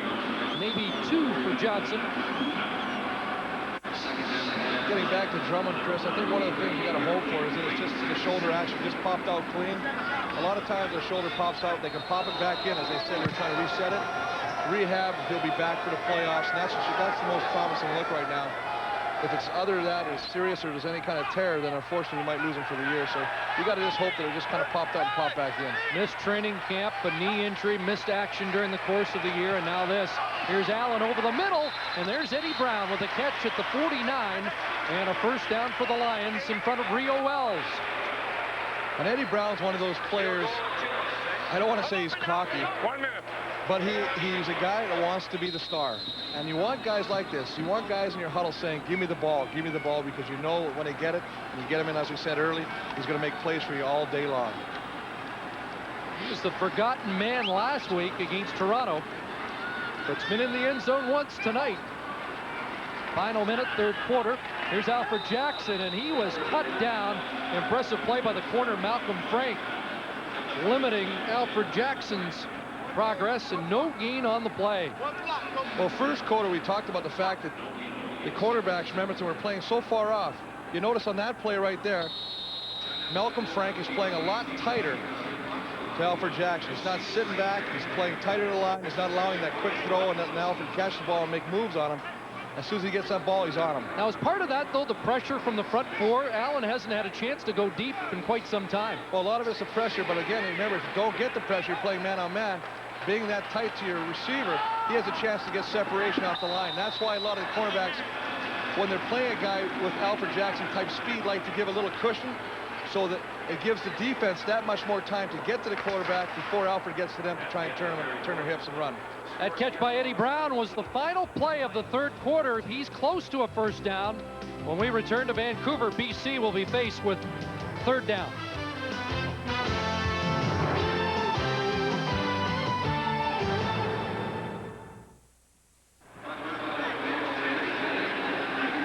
Here are the numbers through 45 minutes at BC Place Stadium. Pretty even across the board. Well, they both throwing the ball well. 240, 224 have somewhat cooled down, respectively. But the big stat there again, we expected Edmonton to run the ball a little bit more and give credit to BC's defense, limiting them to 31 yards. But BC, who I think still has a great running back in his Juan Johnson, again only 32 yards. Big play, those 2 turnovers right here by Edmonton. Time of possession pretty equal right now, 21 minutes, 23 minutes. 17-13 Eskimos, kind of reflective. Chris, interesting that Greg Mons in the turnover at the end of the quarter gave them extra time to consider 3rd and 1, left the offense out for a while, but now Pasaglia in, and they'll try and pin the Eskimos deep. Louis doesn't nail the coffin corner, though, although he is at the 12. It's a nice punt by Louis. Not bad, but I was spoiled by the 2-yard. Well, that's right. I mean, once you see excellence, I mean, you don't settle for anything less.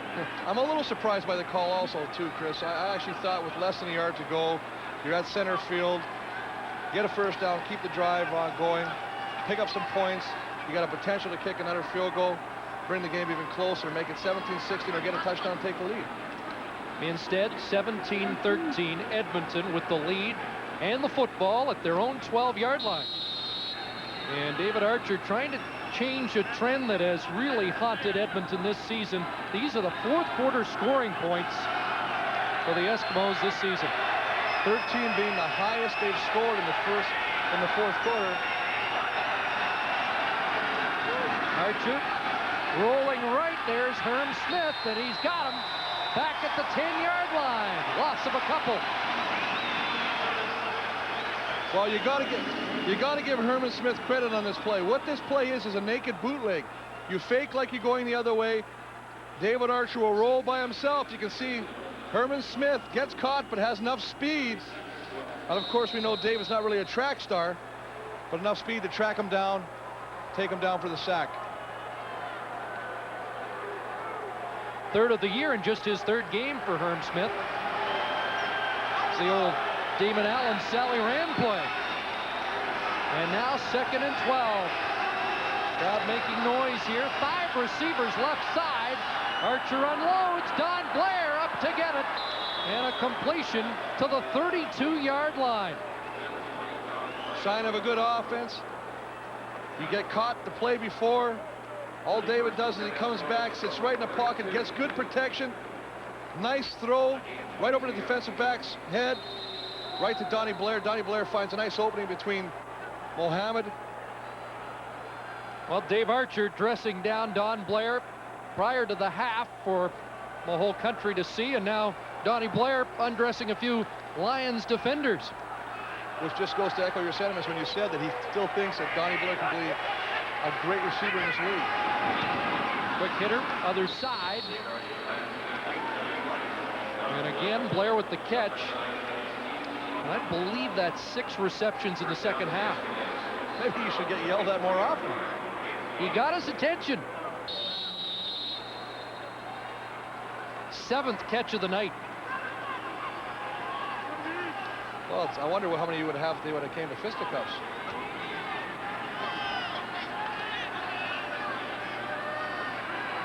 Well, he is approaching a 100-yard game, and he has been at his best against BC this year. 1st and 10, going up top, looking for Myron Wise, and overthrowing the intended receiver, as Dave Donaldson was in a much better defensive position that time against Wise deep. Well, they had double coverage. They had Dave Donaldson was down there as well as Dale Joseph, but one of the things that you got to like what David did is, we talked about it in the third quarter, he wasn't stretching the defense vertically. Let's listen in on Dave Chaters. 5-0! 380, hut!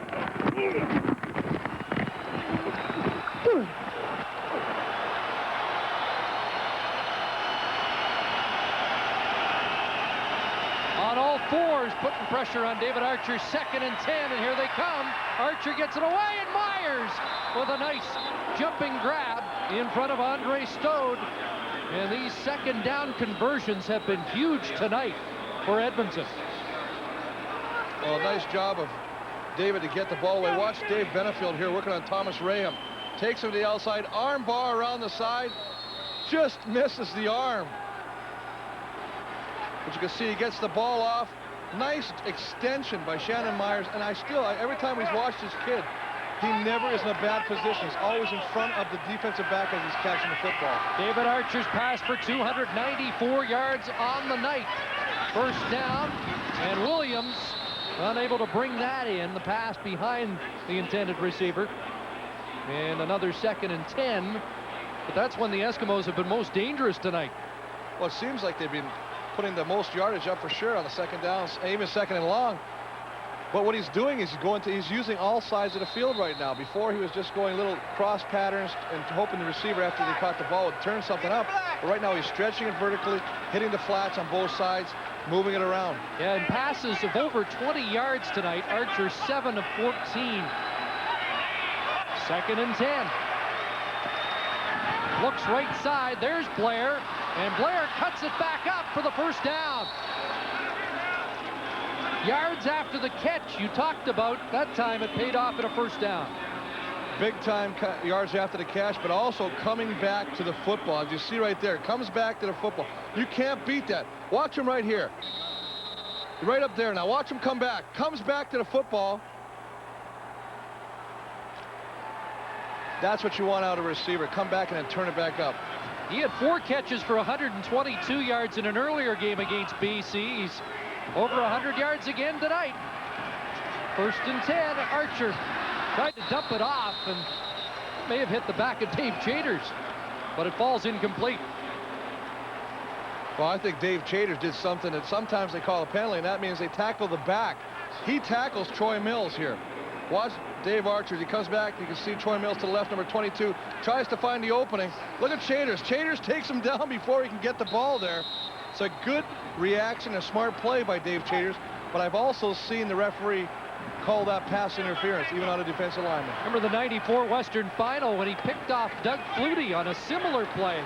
Big interception in that stunning upset by the BC Lions on their way to the Grey Cup. 2nd and 10 again. Can Archer keep paying off? Looking downfield, flags down as Glenn Rogers got tied up with Brian Wiggins. Well, we've seen this last week. They got confusion last week, and Toronto got some big plays on the BC secondary. Today, they haven't had any broken plays, but they've got a ton of pass interference plays. And they're just as bad. They're just as costly.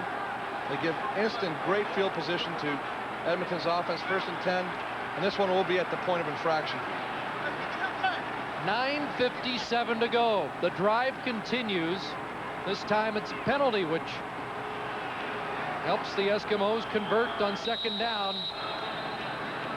And you wonder sometimes how they, one time they'll call something, another time they won't. That looked very innocent with, you know, Glenn Rogers Jr. just kind of grabbing the back of him, not really causing him to slow up at all, but the referee sees the hands on the jersey and the flag goes. At the BC 22, 1st down. Here's Mills, left side. Troy Mills trying to get outside and down to the 10, still going. Finally drilled out of bounds by Nick Richards. That's a 1st down, and Troy Mills' biggest carry of the night. Well, that's a 1st down, and that's a long way to run for a 1st down. It's almost like a sweep. He gets the ball at the right side of the line.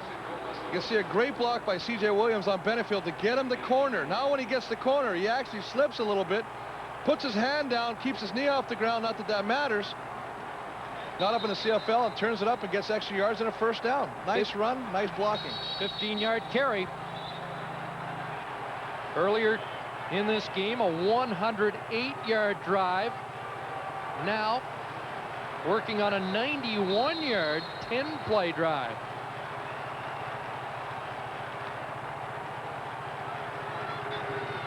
Noah Cantor now in that defensive front for BC. 1st and goal from the 7. Archer looks across, and it's tipped by Dwayne Knight. He had just about everybody out to the right side, looked back to the left, and it's knocked down. That's a nice job of your middle linebacker getting depth. Dropping back into the zone, reading the quarterback. He's just going to follow the quarterback. You can see him right there, gets his hand on it. He's reading Dave Archer all the way, taking away the middle where he wants to throw the ball. It's a good job by Dwayne Knight, and almost intercepted when you think about it. That brings up the 12th play of the drive.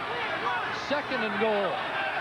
And most of the Eskimos' damage has been done on 2nd down. Archer can't find anybody to the right, throws it up, it's picked off.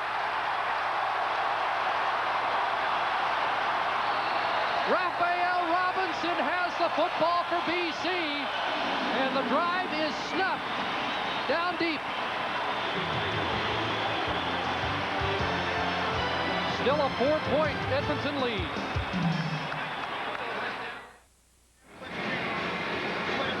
Third interception thrown by David Archer. Raphael Robinson picking it off. Just a nice job, but take a look right here. Here's the guy you want to watch. Herman Smith. Watch as he comes. He's working against Troy Mills. Gets blocked initially, but works off and hits David Archer just as he's throwing the ball, causing it to not go where he wants to go. He gets hit by, you can see Herman Smith, nice tackle. Ball goes, floats into Raphael Robinson's arms and kills a potential scoring. Here's Allen under pressure, throwing the long out. Rocky Henry has it, working against Kavis Reed, who makes the shoestring tackle. But it's a 1st down. Just to backtrack to the interception, the 3rd turnover of the night for Edmonton. Uncharacteristically, they are minus 16 in the giveaway takeaway ratio. That's not what you expect from the green and gold. And that is a big stat. That is an important stat, because anytime you're giving the ball up away more than you're taking it in, it means you're giving the other team opportunity to score on you. And you can see Dave Archer replaying that last pass at the Eskimo sidelines. First down, Allen, quick toss, Sean Graham. Graham pulls his way over the 45, dropped the ball, and Edmonton's got it. Trent Brown, the safety, past Allen, and Trent Brown, touchdown Edmonton. Giveaway, takeaway, and they just took one away from BC. Well, Chris, you just mentioned how important that is, and we talked about giveaway takeaways. You want to have takeaways. Kay Stevenson mentioned that at the press conference yesterday, that he wasn't happy with where he was in that standing, that he wanted to get more takeaways. Well, he just took one away right now, and it resulted in 7 points. 47 yards, the fumble return by Trent Brown as Sean Graham has it stripped. And that's just a great job of stripping the football, because as you can see, he is holding both hands on the ball. But they gang tackle, and they're always taught that as you gang tackle one guy, if there's more than one, the second guy go for the ball. Well, we did talk to Kay Stevenson yesterday about this. The Edmonton Eskimos dead last in the league in takeaways with just 18 on the year. That's only their second fumble recovery of the year.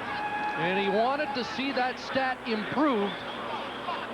He's not big on stats, but that's one statistic that he said is significant. And it certainly is a significant aspect of this game now. 7 minutes to go. And Edmonton with the biggest lead of the night. It's 23-13.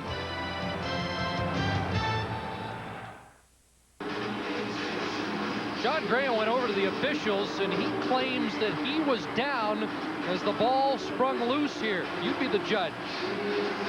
Wow. That is close. You can see he's reaching his hand out there, and it looks like it was grabbed out, but actually what he's actually doing is he's putting the ball down.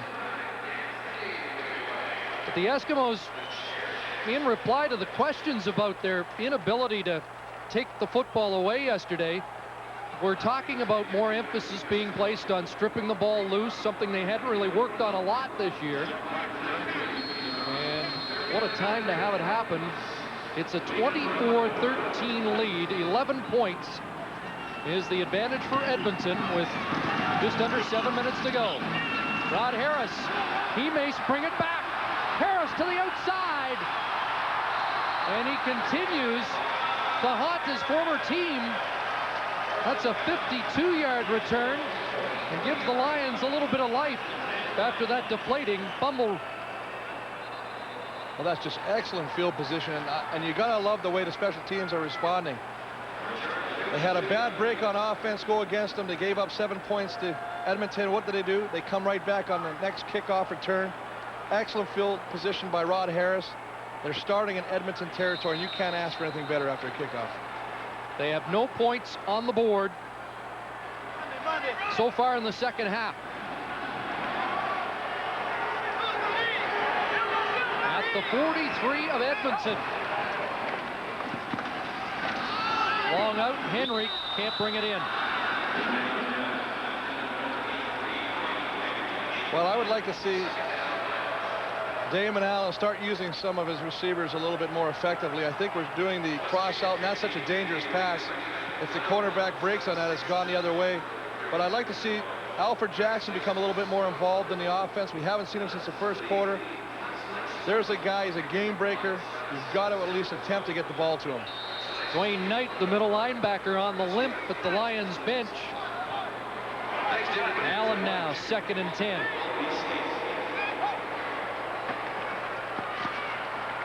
Over the middle, Eddie Brown shakes one tackle, shakes another, but Kavis Reed brings him down at the 40.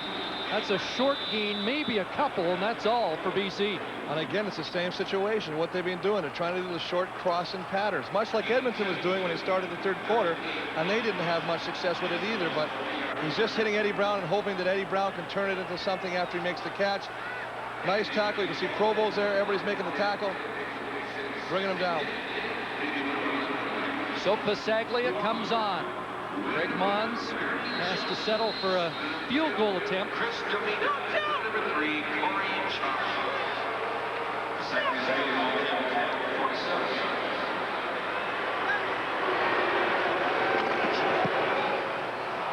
Saglia misfires.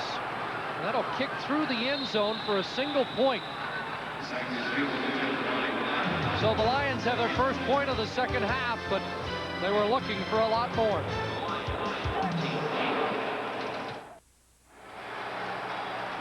Evening skyline of Vancouver from the rooftop of the Plaza 500. And the Lions score. Trent Brown's fumble return for a touchdown here in the fourth quarter. The game breaker, perhaps. It's given Edmonton a 10-point lead with 5:46 to play. David Archer has his first 300-yard passing game of the season.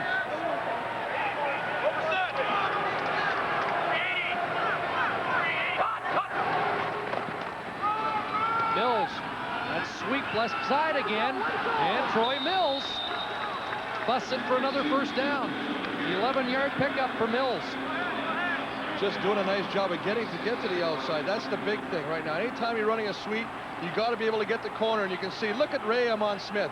That's just a nice job to allow you to get to the corner, let Troy Mills get to the outside, does what he does best, run the ball, gets a first down, more importantly, start eating some of the clock up. Yeah, this is when Edmonton with the lead is so tough. Their ability to run the football.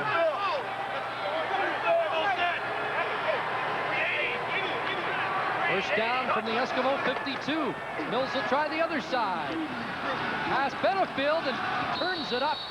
And into BC territory at the Lions' 50-yard line. So Mills starting to chew up the yards and the clock.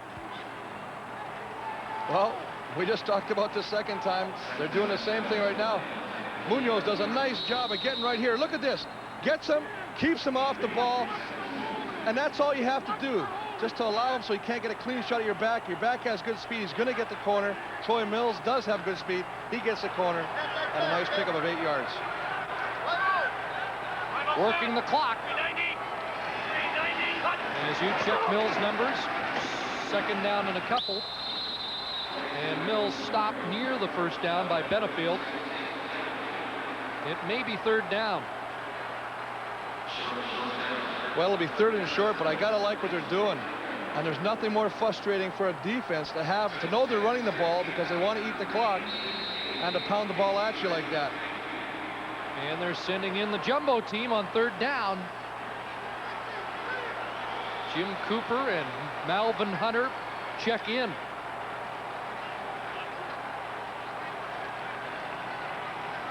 And you've got to be really pleased with the play of the rookies, Shaheen and Munoz, to come in there and start as rookies and do the job they're doing, giving Archer the time and moving the ball with the run. Third and a yard, and the Lions need to stuff him here. Archer, boy, initial contact right at the line, but Archer pushed forward. Right here. No! What the hell? Oh, just kept his legs driving. Right there. And it is a first down, according to Bud Steen. And now the clock ticking down to 3:15. You can see him just come off the ball right here. He's following Vic Groenewegen. Groenewegen is working against Chaders, but keeps his feet moving, pushes him back far enough so David can get behind him and get the first down.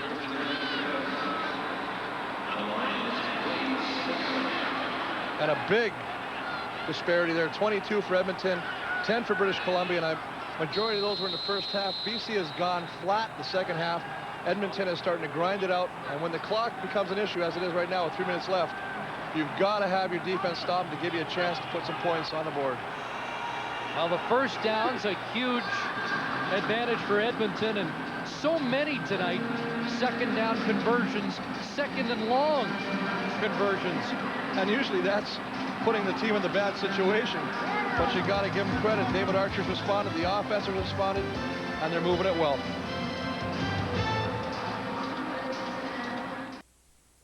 Dibert walking. Welcome back to BC Place, where the Edmonton Eskimos are in front of the BC Lions, 24-14. Some of our viewers may have noticed that Myron Wise is in the Eskimo lineup tonight because Henry the Gizmo Williams is not. He's not even on the trip. Apparently, he took all the reps in practice this week. They told him all the returns he was going to make, and then Thursday, they told him he wasn't going to play. Obviously, Henry not happy with that. He went ballistic, and then Kay Stevenson suspended him. So that's the deal on the Giz. Guys? Well, this is Hall of Fame weekend, and Gizmo will be in the Hall of Fame one day, and you hope this isn't the way a brilliant career is going to end. Hope we see him next week when the Eskimos entertain Toronto. Here's Mills, stopped initially, but shook the tackle and gets a couple to the 45. I think we'll see the Giz back. I think, you know, if you know Gizmo's character, it's one that he wants to be a leader and he wants to be part of the team, and he knows that his role has been relegated somewhat to special teams, but he was playing a little bit of receiver. He's very talented. He's instant game breaker, and you know, when you take a guy like that, when he thinks he's playing, it's a matter of pride, and you need to get away for a while and collect your thoughts. Well, Kay Stevenson said he wanted to give him a rest after 2 games in 5 days and the extra work he got at receiver. Here's Archer taking a real shot, and Donnie Blair has the catch. Steve Muhammad was thinking about an interception and heading down the sidelines, but Archer just got enough on it to get it outside. We talked about his toughness, and over the years, he's had one of his biggest assets is his toughness, because he's taken some licks over the year. Watch him right here. He takes a job, gets the, and you can see Chaders meeting him in the backfield, Johnny Scott, and it's howdy do. I would like to introduce you to the turf, to the 45-yard line. But despite the shots and Chaders and Scott and Smith and Benefield's pressure, this has been the David Archer of old for the first time in '98. Well, you're right, and he has a history of getting the job done even while getting hit. 1st and 10. Mills, and Johnny Scott smothers Mills immediately. Well, you gotta like Johnny Scott. He's a guy that never says die. He's always coming. They say he's got one of the best explosions off the line of scrimmage. You can just see him right now. He fights through the block, makes a tackle right in the backfield. He's got 5 to 6 tackles for losses behind the line of scrimmage, and that's a great indicator of where he's ending up on his rush. David Archer talked about adversity off the top of our show tonight. How he hoped to turn it around in the final 7 games. Kay Stevenson said, how you handle adversity is the real measure of a player, and we're seeing that this evening. I know Stevenson was stressing that if you can overcome adversity, it sometimes makes you an even better player, and you get more of a sense of accomplishment. And clearly, David Archer's had more than his share this year, but tonight, he's come out of it. Well, I just think that, you know, we got to give credit to Melvin Hunter and the rest of his defensive teammates have just done a great job. I mean, we really focused on the front four of BC, but they came to play. They both had good games. But the mystery, the Houdini of it all, is what happened to the BC offense. They were really moving the ball in the first half, and the second half, they're transparent. We can't see them. I think Melvin Hunter had a lot to do with that tonight. 3rd down, 46 is playing in. and Edmonton 46. in a field goal situation.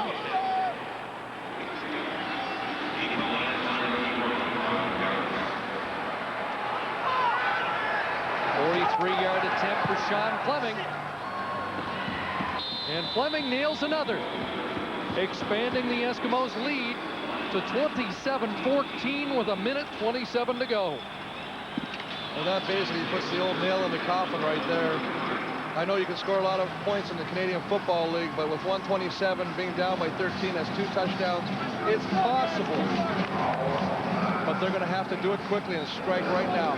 And this might be the time. You got a weapon like Alfred Jackson. We see Danny Barrett's entering the game right now. Fans in Saskatchewan breathing, I think, a little easier tonight. Their Rough Riders will remain locked in a tie with the Lions for that final playoff spot in the West, unless Danny Barrett can perform some real magic. Here's Juan Johnson stepping out in front of A.J. Gass. Well, the Eskimos can now refocus and still have a shot at first in the West.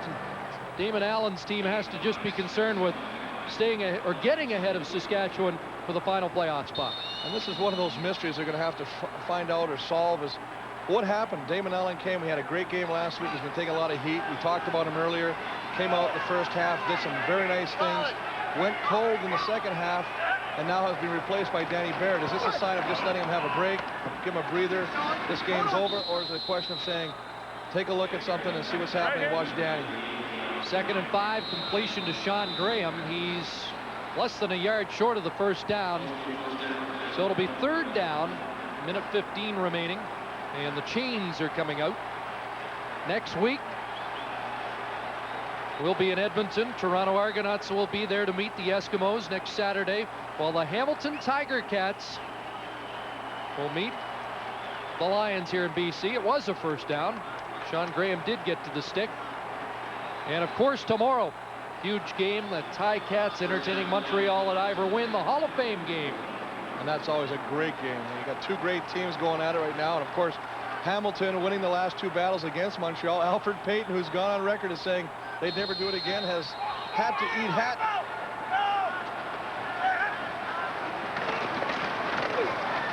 Protection for Barrett. Eddie Brown, the catch. Brown looked like he was trying to toss it across to Alfred Jackson, unable to get the ball out to him. Well, it's going to be very interesting to see how this team responds next week, because talking to them before the game, they're a very confident bunch. They all felt very good about what they did last week in Toronto. And to come back here and start the way they did and the way they finished, it's got to be very disheartening. Boy, a surprising run for Juan Johnson. I thought Barrett would be exclusively through the air, but Johnson finds a hole. And a first down to the Edmonton 43. 55 seconds left on the clock. Benny Goods comes back in, and Jed Roberts checks out for Edmonton. We talked about the fact that Melvin Hunter having the game he had, 4 quarterback sacks for Edmonton. What about the loss of Robert Drummond? Maybe that affected the BC offense more than we expected. Barrett looking deep, looking for Rod Harris, and overthrows the intended receiver. Kavis Reed actually got a hand on it for Edmonton. Well, one of the first times we've gone vertically the second half. We talked about this. Damon Allen was kind of stuck on going short with the crossing patterns. I thought we should have gone deeper. Danny Barrett does it. He stretches it deep, tries to get him 7 quickly. Barrett focusing more this week as a player than a coach. Said 80% of his work was as a player. Last week it was a 60-40 split. But he can focus now more as the backup quarterback with John Huffnagel and Jim Sandusky also in the coaching staff. Incomplete for Graham. 39 seconds to go.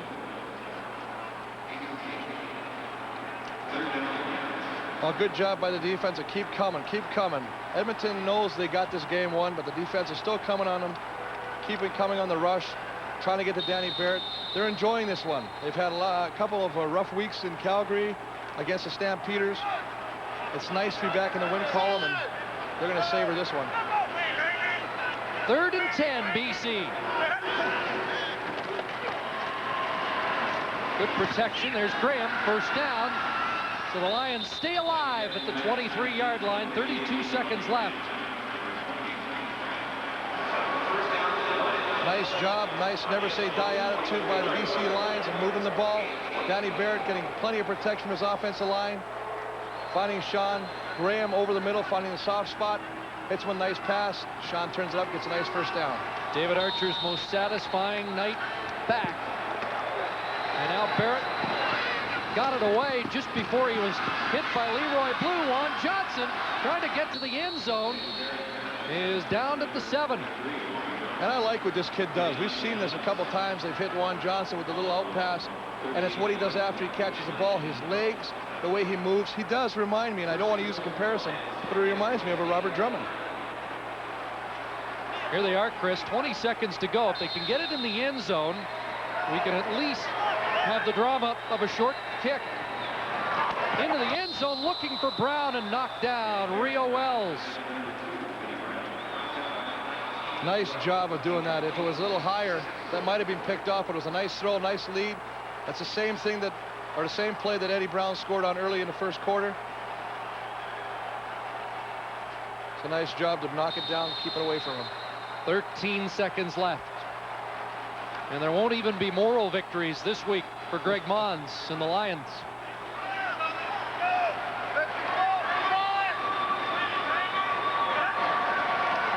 Here they come. Barrett got it away, delivers it low to Ron Harris. And it'll be 3rd and goal. Well, there's no doubt we're going for it here. 9 seconds.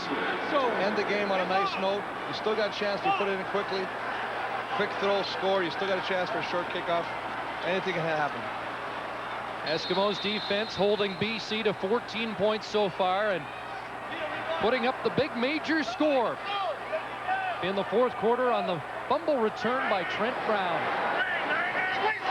3rd and goal, Lions. Into the end zone, Harris, touchdown with 4 seconds left.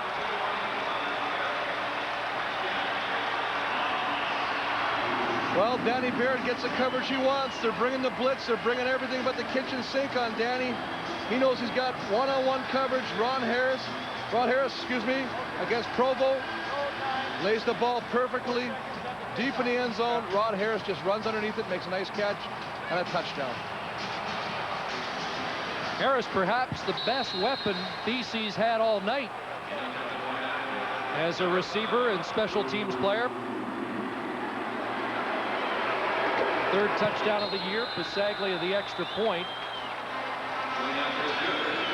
And the Eskimos now lead 27-21. And it's time for the short kickoff from Louis Pisaglia. Well, that's the nicest drive they had the second half. And a part of that is the fact that even though Edmonton's front four is still coming hard, the defense is playing back a little bit.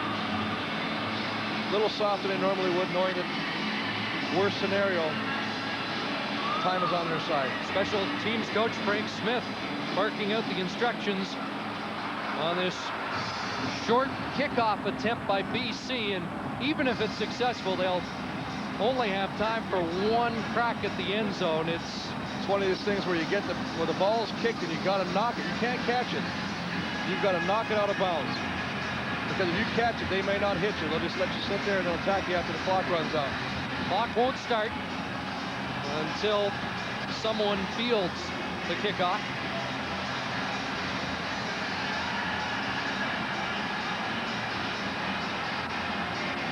Pisaglia trying to buy his team a chance for 1 Hail Mary.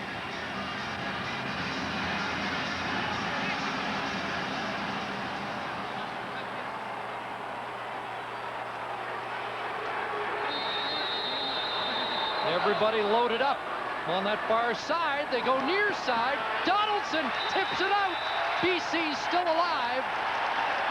3 seconds on the clock, and they'll line it up at the 54-yard line. We talked about this. The fact is you can't. First off, Louis fooled everybody in the place by kicking it off to the side where the majority of his people were lined up. But the fact is, Donaldson did not try to catch the ball. He knocked it out of bounds to save precious seconds on the clock. Just a smart heads-up play. You can see him coming to your screen. Knock it out of bounds. Real alert play by the youngster, Dave Donaldson.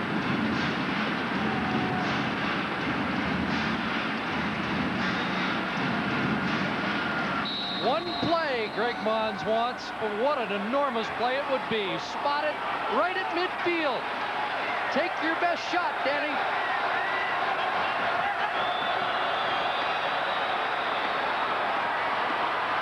Airing it out, 4 receivers in the neighborhood, and it falls incomplete. Well, that's the best, but at least they got that opportunity to try for the tie. Danny Barrett came in late, engineered a touchdown drive. Louis Pisaglia did his job by getting the short kickoff, gave an opportunity to try to tie the game. Kay Stevenson's team bounces back, thanks in large part to David Archer's best game since returning to the gridiron. Eskimos snap a 2-game losing streak. and move to 7-5. And the Lions now have to worry about third place in the West as they fall 3-9 and back into a tie with the Saskatchewan Roughriders. 9 losses on the year, Chris. It's the 8th time. Well, check that. The late touchdown wipes it out. They've scored under 20 points 7 times, and tonight, until that last second touchdown, they were headed for an 8th game. And the biggest thing you wonder about, how will this affect you psychologically? They were so confident after the last game. They come here, all of a sudden, bam, it just works in reverse. Let's join Caroline Corey. All right, thanks a lot, Chris. David Archer joins me now. David, boy, this was a tight one going into the second half, and they tried to make a game of it in the last minute, but you managed to pull it out. How did you win this one, David? Well, it was a dogfight. There's no question. I feel like one big turf burn. Their front four is as good as anybody in the league, maybe the best in the league. They were after us the whole game, and I credit our offensive line for continuing to battle. We had a few injuries up front, but guys just continue to fight, and I think that when you get in close ball games like that, the team that wants it the most is going to get it. Tell me about your relationship with Donnie Blair. It seemed you guys had a bit of a match, war of words on the sideline, but he went in there, had over 100 yards, and finished with 9 catches. Well, the best thing about Don Blair is he's a competitor, and so am I. He ran the wrong route for me down over here, and he got picked off, and I wanted him to know that. He knew it. He didn't like that I came after him, but I would expect him to come after me, too. And I love him because he's a competitor. He came back in a nice second half for me. Thanks very much. Congratulations, Dave. Hey, I want to say hi to my wife and all my little ones back home. All right. Thanks a lot. Let's send it up to Chris and Chris. Welcome back to BC Place, where the Edmonton Eskimos have just defeated the BC Lions 27-21. I'm joined now by Hugh Campbell, the president and CEO of the Edmonton Eskimos. Hugh, we had some reports during the game that Henry the Gizmo Williams was indeed suspended by the club. What is the status of Gizmo? Well, Henry is on our injured list, one-game injured list, and that's a week-to-week thing. We felt like he really needed a rest, and the coach made the decision to keep him out this game. And that's all there is to that story. So he's fine. Henry's important to us, and we'll be playing again soon. So did he get injured this week? No, it's a case of just run down. Henry's, I'm not sure how old he is. No one knows how old Henry is, but it's just a case of, in past years, we've done the same thing. The last 2 years kept him out. And matter of fact, we've been pretty fortunate with it. He's returned one for touchdown coming back off of this list, so we're hoping. And welcome back to BC Place, where the Edmonton Eskimos have scored a victory tonight over the BC Lions. Coming up on the network, you won't want to miss Blue Jays Labatt baseball tomorrow, 12:30 Eastern. That's the Blue Jays taking on Tampa Bay. Horse racing as well on CBC, the Woodbine Mile, coming to you from Toronto. Also tomorrow, our coverage of the Commonwealth Games continues from Kuala Lumpur at 6 p.m. local, at 7 p.m. Atlantic time. And next Saturday, of course, more CFL on CBC. It'll be the Argonauts taking on the Edmonton Eskimos. That's next Saturday, 9 o'clock Eastern. On behalf of Chris Walby and Chris Cuthbert, I'm Caroline Corey saying goodnight from BC Place.